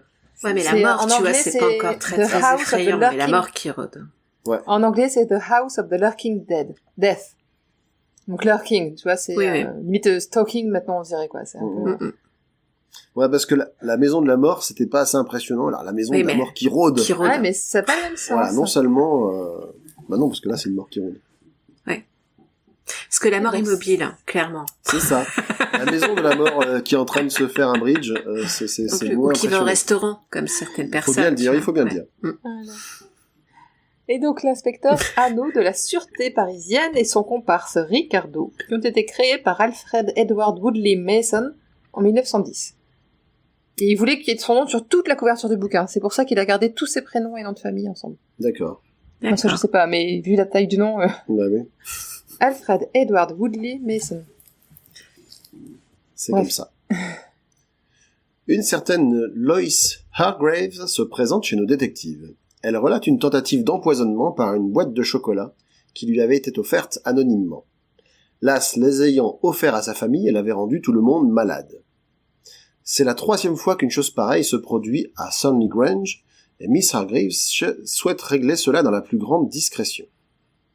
Mais alors que les Beresford conviennent de la rejoindre sous peu, ils apprennent le lendemain par le journal que plusieurs membres de la maisonnée sont morts suite à l'absorption de confiture de figues. Enfin, de sandwich à la figue, plus précisément, mais qui contenait de la confiture de figues. Ils se rendent sur place et apprennent que Dennis, le cousin de Lois et principal suspect, est désormais lui aussi à compter parmi les victimes. Ils sont un peu déçus parce qu'ils disaient on tient notre coupable, bon bah voilà. Un coupable qui s'empoisonne en même temps que les autres, c'est pas très efficace quand même. Ouais. Tommy et Tuppence doivent revoir leur copie. La servante, Anna, leur semble fort exaltée. En outre, ils retrouvent un livre de chimie dans ses affaires. On apprend que ce livre a été rédigé par le père de Miss Chilcott, une des rescapées de la maison. Celle-ci estime toutefois qu'Anna n'avait pas les connaissances pour s'en servir. Ils reçoivent un mot du médecin indiquant que le poison utilisé est le ricin. Tuppence se souvient en avoir vu dehors et retourne voir Miss Chilcott, dont elle avait pu observer les bras marqués de traces de piqûres. Elle comprend que cette dernière s'est immunisée au ricin par des injections. Elle souhaitait se débarrasser de Loïs, puis, en tant que cousine de Denis et sa plus proche parente, lui faire passer l'arme à gauche afin d'hériter de tout. Dans cet ordre-là, parce qu'autrement elle n'aurait pas hérité. C'est ça. Oui. Donc là, elle a mal géré son coup, du coup son cousin est mort. C'est ça. Pas de chance. L'alibi irréfutable. À la Inspector French. C'est ça. L'inspecteur John French, l'as des alibis, qui a figuré dans une trentaine de romans de Freeman Willis Crofts à partir de 1925, et jusqu'au milieu des années 50 à peu près. Les détectives se voient confier une affaire peu banale. Un riche sot, Mr. Montgomery Jones, leur soumet une énigme venant d'une ravissante Australienne qui lui assure que, dût-il la résoudre, elle ne saurait rien lui refuser. Un riche sot, j'aime beaucoup la formulation. Voilà. C'est souvent, d'ailleurs, les très riches sont souvent pas les plus malins chez Christie. Elle préfère les gens un peu désargentés mais débrouillards. C'est ça. Il est persuadé qu'il s'agit là de la seule manière de la convaincre de l'épouser, s'en trouvant épris. L'énigme consiste à se trouver devant témoins à 2 endroits de Londres en même temps. Notre couple favori vérifie les 2.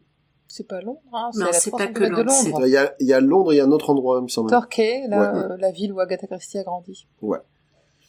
Notre couple favori vérifie les 2 pistes, et à leur grande surprise, elles semblent toutes les 2 légitimes en tout point. Là, j'ai noté, entre parenthèses, excepté qu'à un endroit, elle semble amatrice de café et à l'autre de thé. le petit fusil de Tchekhov. Tu te dis, donc c'est pas la même personne. Bah non, mais j'aime bien le thé, j'aime bien le café. C'est ça, ouais. Non, oui. Mais ça n'aurait pas été jeté là, comme ça. Donc, après avoir laissé Toupane chercher dans son coin, Tommy la retrouve en fin de journée surexcitée. Una, l'Australienne donc, a bien une sœur jumelle, nommée Vera, qui est arrivée en Angleterre il y a quelques jours. Donc, c'est Toupane qui a trouvé l'idée de la jumelle parce que Tommy lui a dit « Oh, il y en a marre de ces vie, viens, on ferait mieux d'aller voir une pièce de théâtre où ça parle de belle-mère, de je sais plus quoi, de mari trompé et d'alibi et de jumeaux. » Oui. Et tu sens que... Ouais, tu sens que c'est vraiment le coup typique des jumeaux, quoi, on le voit tout le temps. Alors, donc, exactement. Alors, ce que je me dis, c'est qu'en 1929, c'était peut-être pas si typique à tu vois, peut-être que ça a été une des précurseuses, je sais pas comment on dit, précurseuses, hein. Voilà, ça se dit comme... Enfin, l'un des précurseurs. Une des précurseurs. L'une des précurseurs, voilà. De ce type d'alibi. Mais là, quand j'ai lu ça, je me suis dit, dès le début, je me suis dit... Oui, c'est ça, c'est des jumeaux. Les trucs, voilà. Moi, je me suis dit, j'espère que c'est pas des jumeaux. au fil de l'affaire, tu fais, oh là là là là. Ah non, pitié. Ah oui, tu vois. Et je pense que c'est peut-être à un moment où elle commence à se moquer elle-même de ses propres trucs. C'est pas possible autrement. Parce que, elle l'a déjà fait, effectivement. Elle l'a fait déjà, ouais.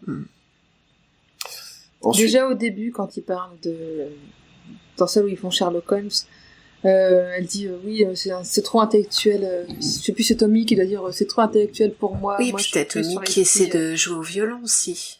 Oui, Tommy qui veut faire du Sherlock Holmes. Dit, non mais vas-y, je te donne une seringue et de la coque si tu veux, mais arrête le violon. Voilà. Il y a d'autres moyens de faire Sherlock Holmes. On va en trouver. Mais pas lâche juste au violon, voilà. Et personne ne sera blessé. Affaire suivante, la fille du pasteur. Ouais. À la Roger Sheringham. C'est ça, qui était le spécialiste des affaires compliquées à reconstituer comme des puzzles. Et l'auteur qui l'a inventé est Anthony Berkeley, il est apparu la première fois en 1925. Donc c'était assez récent quand même comme roman quand elle a écrit celui-là. Ouais. Ouais. Donc Toupane se met en tête, d'aider une fille de pasteur, comme elle l'est elle-même. Et voilà qu'une Miss Dean, fille de pasteur de son état, vient les trouver. Ah mince alors, elle est trop forte. Donc. C'est ça. On saura après qu'il y a un petit twist. Voilà. Donc sans le sou, elle a hérité avec sa maman d'une vaste demeure dont elle pouvait espérer tirer quelque argent en recevant des locataires. Il semble malheureusement que la maison soit la cible d'esprits frappeurs qui font fuir les gens. Hormis un certain acheteur qu'elle croit reconnaître, grimé en docteur du coin. Tommy et Tuppence sont en docteur du quoi, en expert en fantôme, un truc comme ça. C'est le docteur, mais il dit après qu'en plus d'être docteur, il fait partie de la société des, je sais plus trop quoi, du paranormal, une connerie comme ça, quoi. Ça tombe vachement bien, comme. Ouais. Son deuxième prénom, c'est Arthur. Voilà, exactement. Donc, Tommy et Tuppence sont perplexes quant aux motivations de ce dernier, et en viennent à penser qu'il a connaissance d'un trésor que la précédente propriétaire aurait pu y cacher. Ils se font confirmer cette possibilité, puis la complicité de l'ancienne dame de la maison, de la tante, Croquette, dont ils en sont certains, l'acheteur doit être le neveu. Là aussi, ils savaient qu'il n'y avait pas forcément le neveu, mais il y avait un lien de famille, quoi. Bah, elle savait, ouais, mais... Oui, le neveu, parce qu'elle a dit qu'elle avait un neveu qui était gentleman. Voilà, elle avait un neveu qui avait réussi à s'élever au-dessus de sa condition. Et puis il a une dent en or, quoi. Et puis il a une dent en or. Superbe. C'est l'accessoire chic. Mais faut pas savoir quoi faire de son or pour le mettre dans sa bouche, quand même. C'est ça. C'est une sorte d'épargne, j'ai l'impression, hein, tu sais. Dans les papiers de la défunte, ils retrouvent une charade, ou plutôt un rébut. Puis ils comprennent que le trésor est enterré dans le jardin. Dans des boîtes de pommes de terre. Dans des boîtes qui servent normalement, effectivement, à la conserve de pommes de terre. Conserver les pommes de terre nouvelles. Et moi, je me suis dit, mais le jardinier, il est pas surpris qu'il y a des gars qui débarquent comme ça et qui demandent comment vous faites pour conserver les pommes de terre? Ah, c'est citadin, vraiment, n'importe quoi.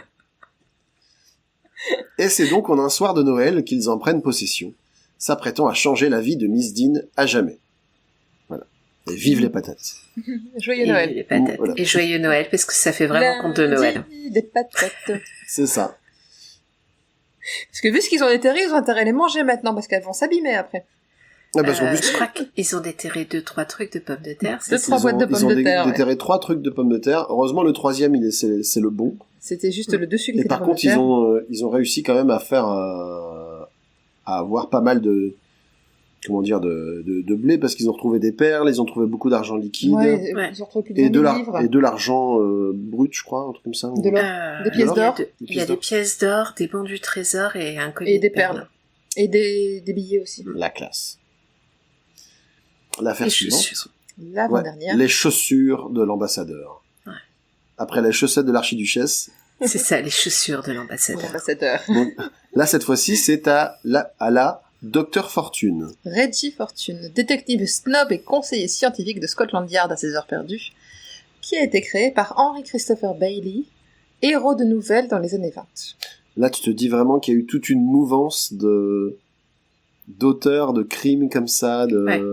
Bah, c'est là où c'est l'époque où se développaient aussi toutes les techniques d'analyse d'empreintes digitales et de reconnaissance. Je sais plus comment ça s'appelait, la phrénologie, je crois, la reconnaissance des bosses du crâne. Ouais, c'est ça, un truc vachement fiable. L'ancêtre des profilers, tu vois. Voilà. Exactement.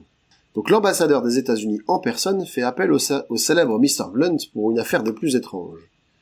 Ayant voyagé à bord du Normandie, il s'est vu subtiliser un sac, ou plutôt, il s'est retrouvé avec un sac identique au sien, jusqu'aux initiales, mais appartenant à quelqu'un d'autre. Les sacs ont été rendus au bon propriétaire, mais lorsque l'ambassadeur a voulu parler de l'affaire au propriétaire de l'autre sac, celui-ci a rétorqué qu'il ne pouvait s'agir du sien. Cette affaire, quoi qu'anodine en apparence, le perturbe énormément. Ayant mentionné une certaine Miss O'Hara qui se serait évanouie près de sa cabine, Tommy décide de publier un message au nom de cette dernière. Quelque temps plus tard, une certaine Miss March se présente, au moment même où un Espagnol fait irruption en menaçant Tommy, dans un truc un peu, vraiment série B, quoi. Oui, c'est ça. Yes, oui, l'Espagnol, tu vas mourir. Ça m'a fait comme ça que je l'ai imaginé. C'était vraiment mais non, mais c'est tellement improbable, quoi. Ce dernier est toutefois bientôt neutralisé par Albert qui est très fort au lasso. En fait, il s'entraîne au lasso. Il a vu Oui, parce que tout le monde fait ça quand on s'ennuie, tu vois. Voilà, son patron, lui, a du magnésium sur lui, et lui fait du lasso. Parce qu'on ne sait jamais quand des compétences... Enfin, il a failli tuer son patron en lançant son lasso, hein. Voilà, originales, peuvent servir. Pas avec le lasso, mais parce qu'il a tapé dans le revolver de l'Espagnol. Voilà. Et il a pas dit le coup est olé, parti c'est tout ça seul. le pire. Et donc, Il l'Espagnol a pas dit olé. Voilà, l'Espagnol en question. Donc, il est neutralisé, et pour le renvoyer chez lui, en fait, il le pousse dans l'escalier. Ce qui est quand même pas très sympa, quoi. Quand j'ai vu ça, je fais, ah ouais. Ça tombe, le mec, il va se briser la nuque, mais et soit. après, il renvoie Albert, faire son boulot à l'accueil, et il y a Albert qui fait « Vous en faites pas, j'ai toujours mon lasso avec moi !» Mais bien sûr. J'adore. Et moi, j'ai imaginé Albert en The Mask, tu sais. Non mais beaucoup de drogue chez Agatha Christie dans cette période. Donc, beaucoup. Bah, tu sais, quand tu dois arrêter le violon... Voilà, c'est ça. En tout cas, Miss Souvent March... après une rupture difficile. Miss March, qui était la jeune femme qui était venue les voir, qui se remet de ses émotions, dit avoir été sur la même croisière que leur commanditaire, donc l'ambassadeur des États-Unis. Mais à ce moment-là, il y a Christie qui nous signale quand même que Miss March a eu un regard un poil désabusé quand déçu, presque. l'Espagnol s'est fait choper par le lasso. Exactement. J'aurais jamais cru dire ça, moi. Donc elle dit avoir été sur la même croisière que l'ambassadeur américain et avoir vu cette Miss O'Hara dissimuler un papier dans les chaussures de l'ambassadeur. Papier dont elle s'est emparée et qu'elle conserve dans un coffre-fort. Mm-hmm. Elle invite Tommy à la suivre.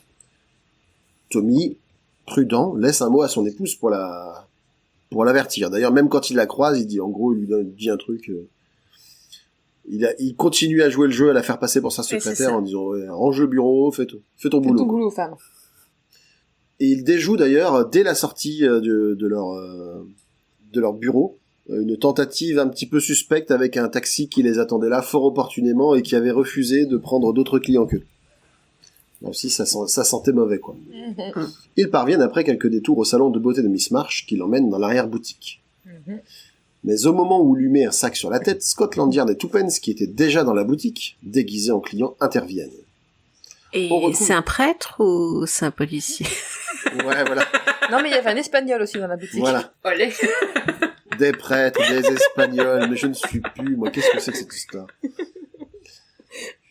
Mais au moment où donc, on retrouve de la cocaïne dans le coffre de la boutique. Cocaïne passée par le sac détenu par l'ambassadeur. Cocaïne pure. Oui. Qui n'avait donc pas été fouillé. Ils ont goûté pour être sûr.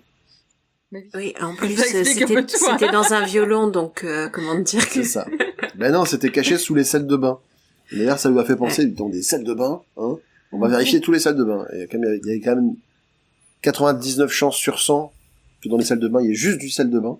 Oui, et lui, il avait quand même la bonne intuition, ils ont trouvé le truc où il y avait de la cocaïne. Ils se sont dit, c'est un peu louche quand même qu'on essaye de faire passer un sac qui contient que des salles de bain par le biais d'un ambassadeur. C'est ça. Pourquoi vouloir bénéficier d'immunité diplomatique à ce moment-là? Non, on sait pas. Juste pour des salles de bain, c'est un peu débile. Nous arrivons enfin à l'ultime nouvelle de ce recueil. Oui. Qui s'intitule L'agent numéro 16, ou le numéro 16 chez toi. Chez nous. Et qui sera donc à la Hercule Poirot, histoire de conclure. Et ça, j'adore quand on s'auto-référence comme ça, c'est... Elle se parodie elle-même, assez gentiment quand même. Oui. Ouais, mais... Tommy, c'est un Hercule Poirot sans moustache, mais avec, comme il dit, une myriade de cellules grises. Ouais. Et Tuppence joue un Hastings qui, comme d'habitude, est un poil trop enthousiaste. Et ça m'a fait sourire parce que dès le début, en fait, dès les premières lignes, j'ai grillé parce que quand il disait l'agent numéro 16, c'est le numéro 4 au carré, je fais... Oui, c'est ça. Oui, c'est ça. Ah, comme on a lu les 4 quand même il y a 2-3 mois de ça. Bah, et elle l'avait écrit même pas un an c'est auparavant. encore relativement frais.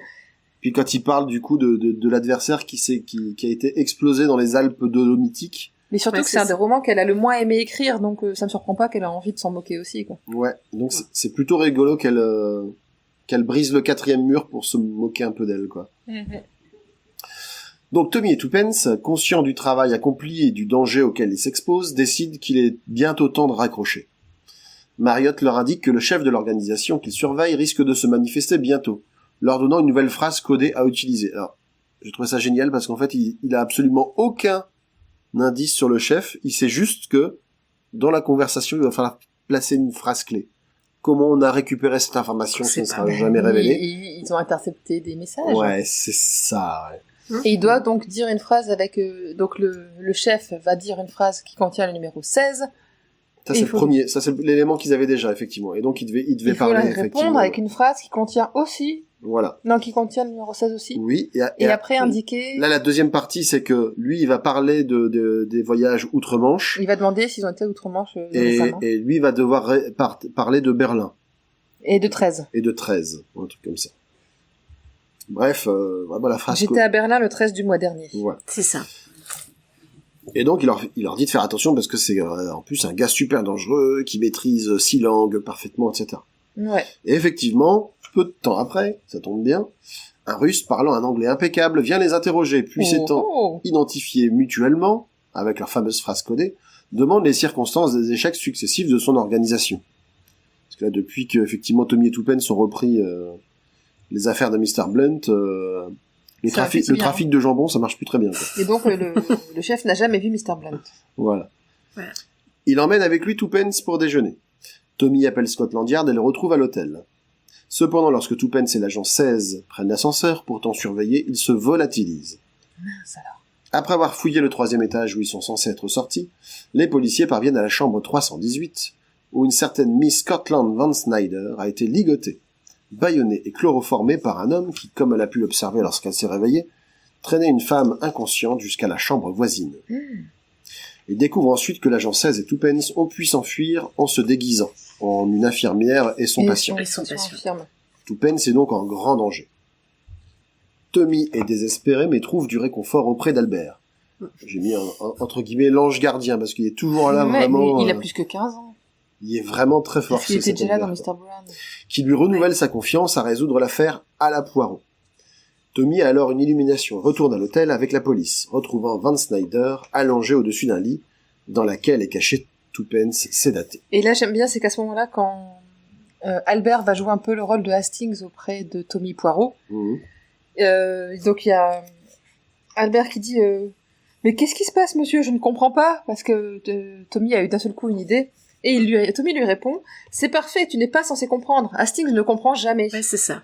Si tes cellules grises n'étaient pas d'une qualité très inférieure aux miennes, où serait le plaisir? Et j'ai bien appris, il fait je ne dis que des bêtises, mais je ne peux pas m'en empêcher, tu es un bon garçon Albert. Mais pour moi, Albert avait entre 40 et 50 ans. Pour moi, Albert, il était jeune, mais pas 15 ans. Là, ils disent qu'il a 15 ans. Ils disent vraiment au début du roman qu'il a 15 ans. Donc, ce qui est un peu surprenant. Non, moi, dans ma tête, il a la cinquantaine, donc avec lui, la sauce, c'est encore plus drôle, tu vois, mais... Donc, quant à l'américaine, donc Van Snyder, il s'agissait tout simplement de l'agent 16 grimé, qui attendait que les choses se calment avant de s'enfuir. Avec Tuppence caché dans la tête du lit. Oui. Que d'émotions pour Tommy et Tuppence qui vont devoir désormais lever le pied, cette dernière annonçant à son mari qu'elle est enceinte. Et voilà, et ça se finit comme ça. Voilà. Et là aussi... J'ai même, mais t'es bête, quoi. Alerte cliché, quoi, quand même. Ah, mais là, on était sur le conte de Noël encore. Jusqu'au bout. C'est ça. Il y a un endroit, alors il faut que je retrouve j'avais fait une capture d'écran qui m'avait fait assez rigoler, parce qu'il parlait justement de l'enlèvement et de avec cette espèce avec la fameuse Miss March et l'espagnol là, qui m'avait fait sourire parce que en fait là, ça parlera pas à tout le monde, ça parlera juste aux fans de foot, parce que j'ai noté un truc qui m'a fait rigoler. Attends, je retrouve ça.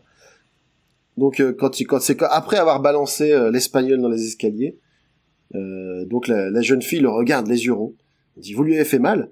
Je l'espère, mais comme c'est latin, crie très fort avant d'avoir été touché, je n'en suis pas sûr. C'est ça. Et ça m'a fait beaucoup rire parce que c'est quand même la réputation qu'ils ont au football. Donc je me suis dit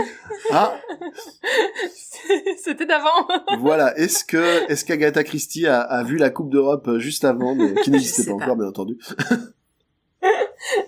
Voilà, j'ai trouvé cette petite référence assez rigolote. C'est clair. C'est chouette. Voilà, donc ça fait C'était un bon résumé, hein. Ouais, comme une petite heure, oui. Une petite heure, encore une fois. Voire même une bonne heure. Ouais. Dites-moi, mesdames, qu'est-ce que vous avez pensé globalement de ce roman à la lumière de ce magnifique résumé que je viens de vous faire? Alors, à part le cracker, c'est vraiment celle que j'ai pas aimée. C'est vraiment quelque chose que j'ai pris plaisir à lire une nouvelle par soir. Donc tu recommandes de le lire une nouvelle par soir et pas d'enchaîner? Oui, parce que tout d'un coup... En fait, ça fait tellement de références à d'autres auteurs, à d'autres enquêteurs, qu'au bout d'un moment, t'as trop d'informations. Comme tu dis, les fins sont souvent bâclées. Donc, si tu veux vraiment toutes les apprécier, je pense qu'il faut vraiment espacer tes lectures. Ouais, je comprends ce que tu veux dire. Moi, je l'ai lu, parfois j'en lisais une, parfois j'en enchaînais 2 ou 3. Et c'est vrai qu'au bout d'un moment, tu sais plus, en fait, t'as du mal à repérer les caractéristiques des policiers qui sont en référence. déjà quand tu les connais pas, en plus t'arrives plus à différencier, finalement ça perd de l'intérêt, le jeu qu'il joue perd de l'intérêt. Au niveau des nouvelles, moi celle que j'ai préférée, c'est La Maison de la Mort qui rôde, parce que ça ressemble vraiment à un classique de Christie, en fait. Ça peut faire penser à 25 autres romans qu'elle a écrits qui se déroulent un peu sur ces... Ça aurait été beaucoup plus drôle si elle s'était appelée la Maison de la Mort qui tue. là, ça claque. Oui, mais bon, La Maison de la Mort c'est qui comme rôde, le voleur qui vole, hein, tu vois, un voleur, c'est sympa, mais un voleur qui vole, c'est encore mieux, tu vois. Non, moi, ce qui m'a fait beaucoup rire, c'est aussi Colin Maillard, parce que je me suis vraiment posée en disant, mais comment il fait avec son bandeau pour pas que ça l'éblouisse? C'était... Ouais. Ben, il a fermé les yeux. Oui. Je sais pas. En plus, il explique à un moment que son bandeau était pas vraiment opaque et qu'il voyait à travers. Oui, ben c'est là où ça m'a perturbée, si tu veux. C'est un petit escroc. Par contre, moi, j'aime vraiment beaucoup encore leur dynamique de couple, en fait. Le côté un peu... C'est très cliché, hein, mais où elle le mène à la baguette, il fait ses cas de volonté, mais il arrive quand même à la faire un peu plier de temps en temps. Ouais, c'est ça, en fait. C'est un peu un gars et une fille dans les années 20. Ouais, hein, c'est un peu ça, ouais, exactement. Le gars est un peu bené, la fille est un peu plus intelligente et... Alors, j'ai pas tout à fait la même analyse que toi. Je pense qu'effectivement, elle est peut-être un peu plus brillante, mais elle est surtout plus instinctive. Oui. Ouais. Parce que lui, il a cette capacité à recoller les pièces du puzzle ensemble, alors que elle, quand elle trouve pas, elle fonce dans le tas, et en fait, elle remue un peu le jeu, et du coup, ça fait, elle a cette capacité de voir les choses sous un autre angle. Mm-hmm. Que lui, il a une approche très traditionnelle, très méthodique, on va dire. Alors que elle, c'est sa fuse, c'est les intuitions, c'est les prises un petit peu originales, on va dire. Ouais, puis Tommy, je pense que lui, comment dire, il prend pas vraiment au sérieux cette histoire de détective, alors que Tuppen, c'est vraiment, c'est sa crise de 6 ans de mariage, tu vois. C'est soit ça, soit ils vont vraiment dîner ailleurs et... Ah oui. C'est ça, ouais, c'est sa respiration dans le couple, c'est son moment pour elle. Bah après, sachant que lui, effectivement, il a son boulot qui apparemment lui convient très bien, donc lui, entre guillemets, il a pas de raison de chercher quoi que ce soit d'autre. Bah surtout que si on repense à leur histoire, elle, depuis qu'elle a quitté la maison de son père, elle a été infirmière, elle a agi pendant la guerre, il y a eu l'histoire de Mr. Brown, elle n'a pas été inactive, et d'un coup elle se retrouve dans un rôle où elle doit tenir la maison et c'est tout. Et bien présenter, quoi. Je peux comprendre que ça la lasse et ça la saoule. C'est ça. Oui. Complètement. Bah, de toute façon, la plupart des héroïnes de Christie ont toujours un peu à un moment cette phase de vie ennuyeuse dont elle souhaite sortir et souvent le destin d'aventurière qui s'offre à elle, c'est presque une opportunité, quoi. Ah oui, c'est de dire bah voilà, là l'aventure m'appelle, est-ce que je vais rester dans mon petit village à m'ennuyer, à compter les heures, ou est-ce que je vais aller dans l'inconnu, sachant que je suis une fille débrouillarde. Bah voilà, on y va. Puis c'est la vie de Christie, en fait. Hein. C'est un peu ça, ouais. Avec les fonds en moins, en général, mais oui, sinon c'est ça. Un peu ça, ouais. Et surtout, moi j'aime bien, à chaque fois, c'est encore une fois, c'est un personnage qu'on connaissait déjà, mais on retrouve encore une fois ce personnage de femme très indépendante qui est un peu à revers de l'image qu'on peut avoir des femmes de ce moment-là, qui étaient soumises à leur mari, qui pouvaient rien faire par elles-mêmes et qui n'avaient pas voix au chapitre. Ouais, c'est ça. Et ça, j'aime bien cet aspect-là. Moi, je vais avoir un avis un peu moins amélioratif que le vôtre. Vas-y. Donc moi, ce que j'ai mis en premier, c'est laborieux. Donc, les enquêtes, bien qu'originales pour certaines, ne sont pas suffisamment étoffées pour qu'on s'y investisse réellement. De plus, c'est quand même assez prévisible et trop court pour que les indices disséminés ça et là puissent être de fausses pistes. C'est parce que t'aimes pas les nouvelles. Oui, mais je le dis, mais je donne mon avis. Donc c'est avec ma sensibilité à moi. Donc effectivement, là où Agatha Christie est quand même reine pour nous faire tourner en bourrique dans les romans, là comme c'est trop court, elle dissémine 1 ou 2 indices et puis si tu choisis le bon, tu comprends tout de suite ce qui se passe. Mais je pense que le but de ce roman, c'était pas tant faire tourner les gens en bourrique que de faire un exercice de style en reprenant les gimmicks de ses contemporains. J'y viens. Donc en plus il y a des trames qui sont réutilisées, donc notamment Tommy qui se jette volontairement dans un guet-apens mais qui laisse des instructions pour qu'on puisse le retrouver. Je veux dire le meurtrier qui est un homme déguisé en femme, des choses comme ça. Bref, empoisonnement, enlèvement, déguisement, tout y passe jusqu'au cliché des jumelles. Donc là, vraiment, c'est une espèce de catalogue. Ça, voilà. Si tu conjugues ça aux différents styles d'enquêteurs qui sont directement nommés, tu te demandes un peu si elle a pas voulu faire, voilà, presque une anthologie du genre. C'est ça, oui, ou un défi d'écriture plutôt qu'un vrai projet de roman. Mais c'était vraiment un défi d'écriture. Tu sais, maintenant, c'est quoi, tous les ans pour les Restos du Cœur, c'est 13 à table ou un truc comme ça. Tu sais, où t'as plusieurs, écrivains de thrillers qui font 13 nouvelles pour ouais. Je pense qu'elle le fait pas. Non, peut-être que c'était inspiré en tout cas dans cet esprit-là. Mais du coup, moi, je me sentais un peu frustré parce que, en plus, l'enquête principale, c'est-à-dire les jambons russes, là, elle n'avançait pas. Et donc, moi, c'est comme si, tu vois, quand je joue un jeu de rôle, moi, j'ai une quête principale où je dois sauver le monde, mais on me dit, en attendant, est-ce que tu peux aller chercher 6 œufs pour la vieille pour qu'elle puisse faire sa tarte que tu pourras apporter à un autre vieux qui va te donner une armure qui te rendra plus fort. C'est long, quoi. Ça fait, ça faisait un peu extension. T'as dû galérer sur World of Warcraft, toi, mais... j'ai pas joué longtemps. En tout cas, je sais. J'ai senti que pour moi, ça faisait un peu extension artificielle de la durée de vie. Ouais, puis en plus, Agatha, elle fait référence à des romans qu'on ne connaît pas, nous. Oui, c'est ça. Alors, je pense que ça pèse aussi dans la balance. Bien sûr. Ça pèse aussi dans la balance. Si on avait été familier des styles, justement, des enquêteurs, peut-être qu'on se serait dit, ah bah oui, c'est tellement ça, c'est tellement eux, tu vois, mais là, du coup, ça fait un peu blague d'initié, toi, tu t'es à côté, donc, ça te concerne pas, quoi. Je veux dire, c'est comme si tu vas au colloque des organisateurs de pompes funèbres, et puis que passent leur temps à faire des trucs sur leur métier, tu dis, ok. Oui, c'est ça.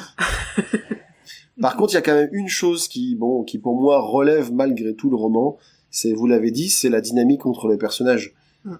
Donc Tommy et Tuppence qui sont toujours aussi complices, complémentaires, adorables.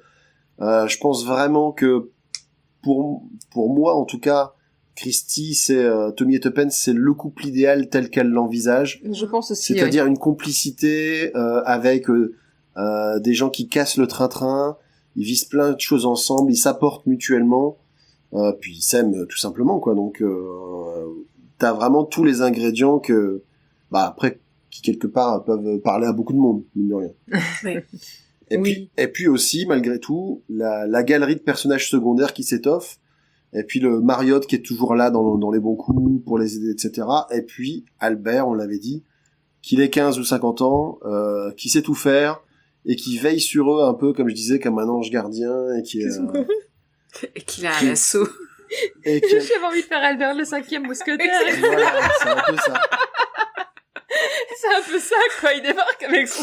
Mais en fait, Albert... ce livre ne vaut le coup rien que pour Albert et son lasso, quoi. Je le vois trop en Indiana Jones. Pour ça et pour l'autoparodie de la dernière nouvelle. Non, mais du coup, si on veut tenter une comparaison osée, tu vois, ça fait un peu penser que ce soit dans le ton des enquêtes, et puis avec le coup du serviteur qui sait tout faire, tu vois, c'est référence de vieux, hein. Jonathan et Jennifer Hart. Pour l'amour du risque. C'est exactement ça. C'est ça, ouais. Genre, les gars qui résolvent plein d'enquêtes, et puis leur serviteur... C'est pas mal vu, ouais. Leur serviteur qui est toujours là pour leur sauver la mise quand il faut. Peut-être pour ça que tu voyais un vieux pour Albert. Oui, non, mais je pense, hein, parce que moi, c'est mon grand-père qui me faisait regarder L'amour du risque. Avec le vieux Max. Eh oui. Bon, ça parlera pas à ceux qui ont moins de 40 ans, même moins de 35. Et vous avez loupé quelque chose, les jeunes, franchement. Ah ouais, franchement. Parce que le générique de L'amour du risque, on le connaît encore. L'amour du risque. Et la permanente de Jennifer Hart aussi. Ah ouais. Bref. Sur ces mots. Sur ces mots, on va pouvoir passer à la rubrique suivante. La rubrique suivante. Qui est ton petit moment à toi, à savoir la place de l'œuvre dans la vie d'Agatha Christie. Est-ce que t'es familière, toi, Ingrid, avec la vie d'Agatha Christie Pas du tout. À part l'épisode de Doctor Who. Okay. Alors, je dois avouer que je ne m'en souviens même pas de cet épisode. Faut que je le revoie parce que je m'en souviens pas. Je sais qu'elle était là, hein, mais je me souviens plus. En même temps, ils se sont fait plaisir, ils sont allés chercher un peu tout le monde, ils sont allés chercher Van Gogh, ils sont allés chercher Cromwell, ils sont allés chercher... Marie-Antoinette. Oui. Madame. C'est pas Marie-Antoinette. Madame de Pompadour. C'est Madame de Pompadour. C'est un peu pratique scénaristiquement, je veux dire. Le voyage dans le temps. La cabine téléphonique qui voyage dans le temps, quoi, quand même. Et on aimerait tellement la voir, cette cabine. C'est clair. Bien sûr. Je sais pas comment je réagis si elle débarque dans mon jardin. Moi, j'y vais, clairement. Non, c'est clair. Mais j'y vais, sous quel mode j'y vais, en fait? Est-ce que c'est un peu hystérique? C'est le docteur. Oui, c'est ça. Non, mais c'est le docteur. Tu vois, je t'appelle avant, je viens te chercher, j'ai compris. C'est ça. C'est ça. Mais revenons à nos moutons. Donc, la place de l'œuvre dans la vie d'Agatha Christie. Alors, Le crime et notre affaire a été écrit comme les 7 cadrans durant une période où Agatha Christie redécouvrait ou même découvrait la vie de célibataire et la liberté que cela offre. Pour mémoire, pour ceux qui n'auraient pas écouté l'épisode précédent, elle fait en 1928 un grand voyage sur un coup de tête en direction de l'Irak et des fouilles archéologiques de la Cité dure. Elle revient de ce voyage... La Cité dure, comment tu l'écris? Bah, c'est vrai.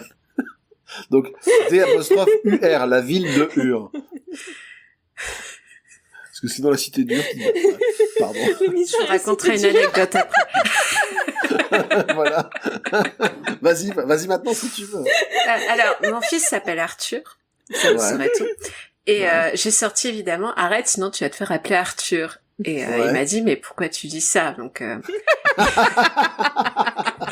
forcément. Parce que je m'appelle Arthur. Donc, je cherchais l'origine de l'expression se faire appeler Arthur. Et en fait, ça vient de l'occupation. D'accord. Parce que il y avait le couvre-feu et il disait Arthur. Ah. Et donc, les Français ont fait se faire appeler Arthur. D'accord. Voilà. Donc, forcément, se balader dans la vallée d'Our, c'est ça? Je sais plus. La ville de Our. Dans la ville de Our. Our, on va dire. Ouais, dans la ville de Our. Et ben, sache-le, Arthur, c'est couvre-feu de 20h. C'est ça. Et donc, elle a même eu le droit à une visite privée par le directeur des fouilles, parce que sa femme était fan d'Agatha Christie. Et elle est revenue de ce voyage en décembre 1928, juste à temps pour passer les fêtes avec sa fille Rosalinde, sa sœur Madge et sa secrétaire et amie Carlo. J'ai pas grand chose de plus à ajouter sur la vie d'Agatha à ce moment-là, tout simplement parce que j'ai déjà dit plein de choses sur l'épisode précédent. Et qu'il se passe plein de choses juste après, mais qui seront plutôt intéressantes dans la suite.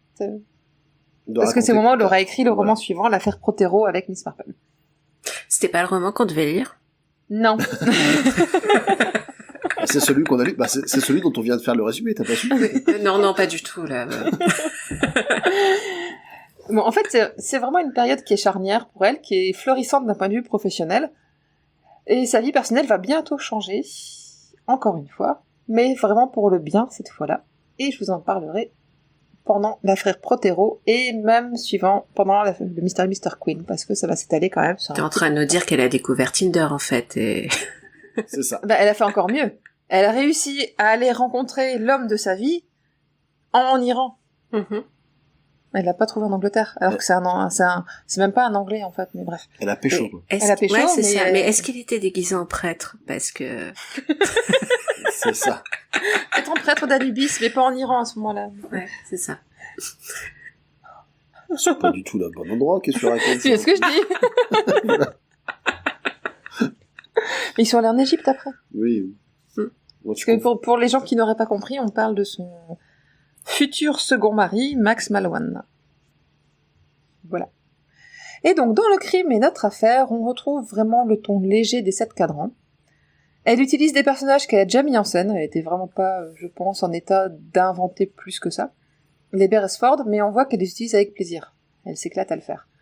Et elle décide de leur faire prendre, comme on l'a dit, successivement les rôles des enquêteurs de romans policiers en vogue à l'époque. L'ouvrage est composé de 13 nouvelles, ça se déroule dans un cadre qui singe les classiques du genre. Un 2 pièces, un poil misérable, le patron et sa compagne parfaite secrétaire, et un employé en charge d'accueillir les rares clients et de les faire patienter. Leurs clients sont importants, pour la plupart, membres de la haute société, ou même nouveaux riches, et doivent patienter pendant que le patron converse avec Scotland Yard, ou bien avec une duchesse en détresse. Christie s'amuse des travers de ses collègues et ça se sent, mais elle ne s'oublie pas pour autant, nous offrant une nouvelle complète de parodie du couple Poirot et Hastings, avec même une autoréférence moqueuse de ses romans qu'elle a le moins aimé écrire, comme je vous l'ai dit tout à l'heure, les 4. Alors ça fait un peu répétition avec ce qu'on vient de dire, mais je pense aussi aux personnes qui auraient passé la partie résumée, pour ne pas se faire spoiler du roman. J'ai essayé d'être... Voilà. Ouais, et en fin de compte, ça fait sens parce que si elle a été en Iran, elle a dû prendre l'Orient Express. Oui, et c'est là où elle a eu l'idée du roman Le crime de l'Orient Express, exactement. Mais c'est surtout et au retour, le temps qu'elle a passé. Mais c'est surtout le temps qu'elle a passé. Elle en a eu pour de mémoire une dizaine de jours de voyage. Ouais. Et pour ceux qui se souviennent pas, donc pendant les années 20, il n'y avait pas Internet, ni Candy Crush. Non plus. Ni World of Warcraft. Ouais. Voilà. Mais ce roman-là, elle l'a écrit avant de prendre l'Orient Express. Et elle va en plus écrire aussi Meurtre à Bagdad, me semble-t-il. Enfin, c'est un autre. Oui, mais c'est pas là. C'est pas à ce moment-là, mais elle s'en inspire. Elle s'inspire de son voyage et puis. Et au voyage retour, elle aura l'idée d'écrire. C'est grâce à ses expériences, parce que nous, je veux dire, globalement, on a une vie un peu moins émaillé de voyages et d'anecdotes qu'Agatha Christie, parce que nous, du coup, ce serait meurtre à Auchan-Lers, la poubelle de tri a disparu, enfin, je veux dire, c'est... Mystère à Auchan-Ronc. Ça fait moins rêver tout de suite, quoi. Donc, l'escroc de promenade en Flandre. Voilà. Mais donc, du coup, tu t'exerces pas au lasso tous les matins dans ton jardin, c'est... Avec le chat, il essaie, mais... Voilà. Et j'ai acheté des bottes de cow-boy pour l'occasion. D'accord. Faudrait que je vienne pour voir ça. Moi,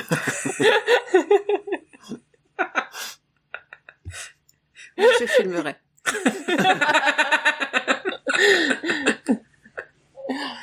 Donc, enfin bref, comme vous l'avez remarqué, c'est pas juste un recueil de nouvelles, ça a été écrit comme un tout. La première nouvelle, ça sert de chapitre d'introduction, enfin les 2 premières nouvelles, et ça permet à Tommy et Twopence de se glisser dans la peau de 13 héros de polar. Et c'est même pour ça qu'aucune de ces nouvelles n'a été publiée dans un magazine. Ça a été vraiment publié comme une seule œuvre la première fois. Il n'y a pas eu d'autres pré-publications dans le sketch notamment, où elle publiait souvent des nouvelles. Et Agatha reconnaîtra elle-même quelques années plus tard, dans son autobiographie en 1977, qu'elle n'est plus capable d'identifier certains des détectives imités ou oubliés du grand public depuis. Voilà, j'avais pas grand-chose de plus à dire sur la vie, parce que... C'est normal, quelque part, parce que quand tu vois, enfin, c'est comme nous, si on faisait une parodie du podcast d'un copain, dans 20 ans, 20 ans plus tard, on dirait, qu'est-ce que j'ai voulu faire, qu'est-ce qu'on a voulu faire? C'est une catastrophe. C'est un peu ça, je pense. Bon, on se dit déjà ça, en général, les trucs qu'on fait, mais... Voilà. On va maintenant parler des adaptations. Oui. Donc, ce roman étant finalement une sorte de recueil de nouvelles, il n'existe pas d'adaptation de l'œuvre dans son entièreté. Cependant, plusieurs nouvelles ont été adaptées, soit en émission de radio de la BBC, soit en épisode de séries télévisées, notamment la série Agatha Christie's Partners in Crime de 1983 qui reprend les nouvelles. Niveau cinéma, on peut citer le film de Pascal Thomas sorti en 2008. André Dussolier y joue le rôle de Bélisaire Beresford, on ne sait pas pourquoi il a changé de prénom comme ça. Sais pas. Catherine Fro, Prudence Beresford. Bien que le film porte le titre Le crime est notre affaire, il s'agit en fait d'une libre adaptation du train de 16h50, dont l'enquête est menée par Miss Marple. À l'origine, ouais. Nous avons quand même regardé cette adaptation. Je sais pas si toi t'as eu l'occasion. Non. Moi j'ai craqué. C'est-à-dire, t'as pas voulu, en fait, j'ai vu que tu allais le regarder, et je regardais autre chose, j'ai fait, non, je vais essayer. T'as bien eu raison, c'est pas grave du tout. Absolument pas de souci. Donc, on a regardé, effectivement, tu te rends bien compte que c'est pas du tout la même histoire, mais la dynamique du couple Tommy et Twopence c'est vraiment respecté. Mais c'est transposé, parce qu'ils ont quand même, André Dussolier en 2008, il a plus 20 ans. Oui, c'est ça. Catherine Fro non plus. Il a plus 30 ans. Oui, c'est ça. Ni même 40 ans. Enfin, bref. Bref, il est vieux. Ou alors on fait vraiment jeune, mais oui. Ouais. Mais oui. Et donc on retrouve un Bélisaire et une Twopence qui ont, et Prudence du coup, je vais y arriver, Bélisaire et Prudence, qui ont une 50aine d'années. Bélisaire est à la retraite et Twopence s'ennuie. Et on retrouve vraiment des références, des reprises de textes des premières nouvelles, des 2 nouvelles introductions, dans le film, en fait. Donc tu sens qu'il y a quand même eu une certaine inspiration du couple et du crime et notre affaire. Ouais. Et vraiment, tout le long du film, la dynamique entre les deux est respectée, et c'est ça qui fait vraiment le côté sympa. Bah, heureusement, quelque part, parce que c'est vrai que l'affaire en elle-même est vraiment très différente de toutes celles qui sont dans les romans.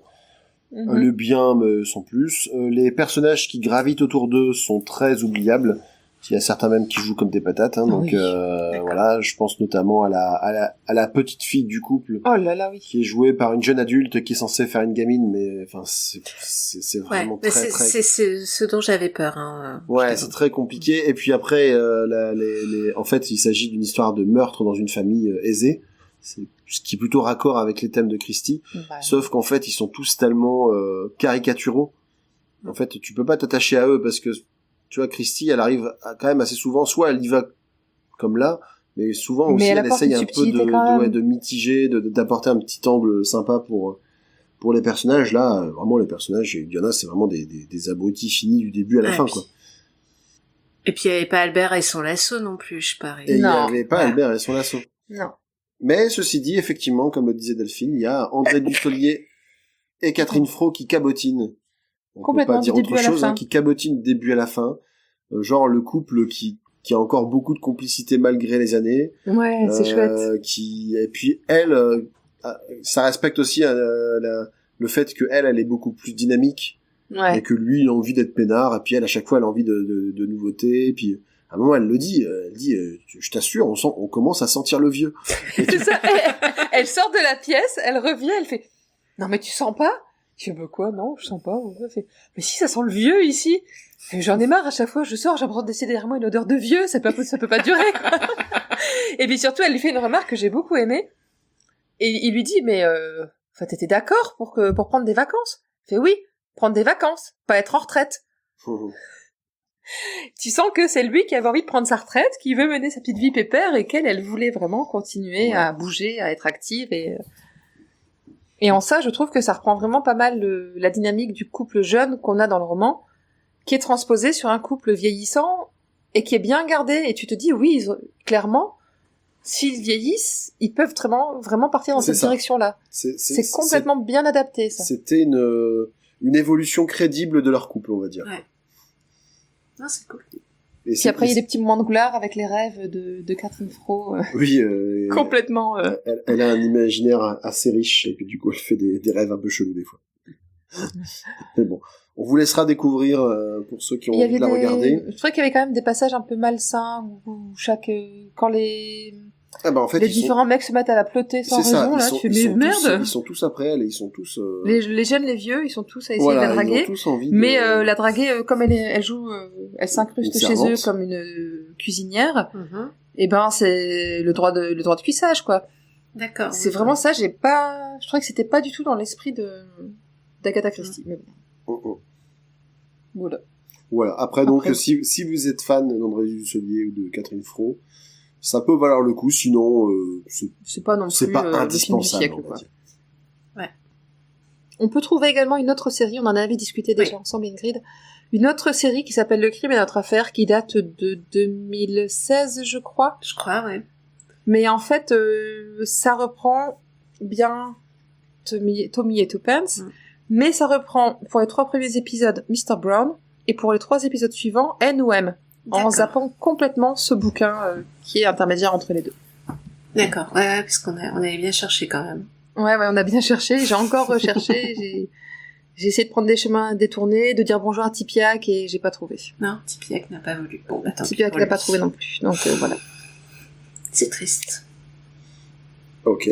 Je pense qu'on a fait le tour. Ouais. Hein. Bah, du coup, on va remercier Ingrid. Et pas Christelle, malheureusement. Pour elle, on lui souhaite de retrouver sa voix, en tout cas. Voilà, tu vois, nous devions avoir une deuxième invitée ce soir. Et on espère la retrouver sur un prochain épisode. Évidemment. Tu vois, si tu t'étais entraîné au lasso. Ouais.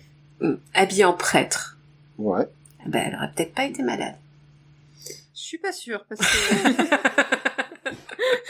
c'est quand même spécifique. C'est une théorie. Brandissant un jambon, évidemment, parce que faut vraiment tout reprendre. Ouais. Un jambon russe. Un jambon russe.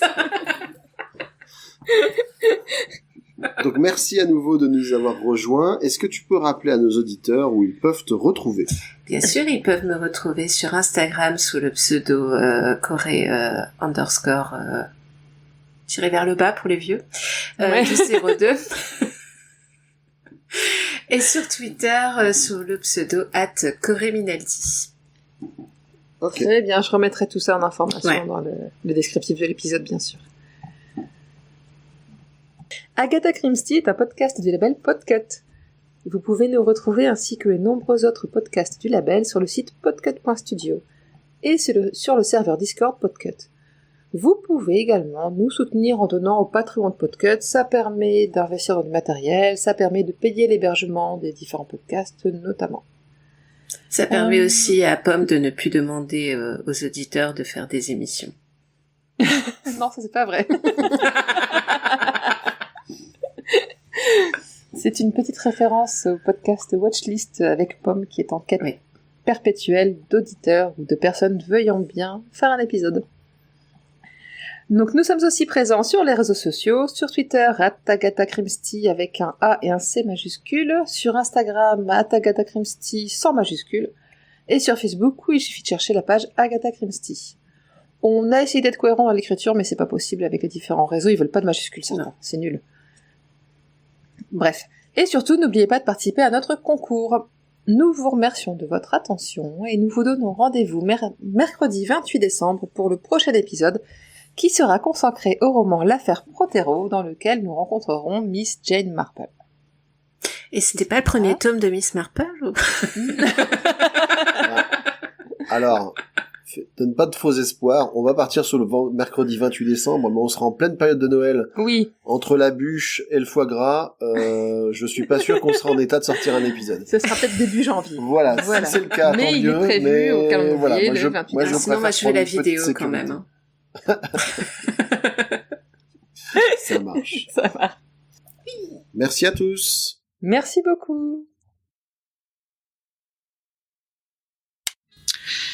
Ah oui, ces petites cellules grises ont fait du bon travail aujourd'hui.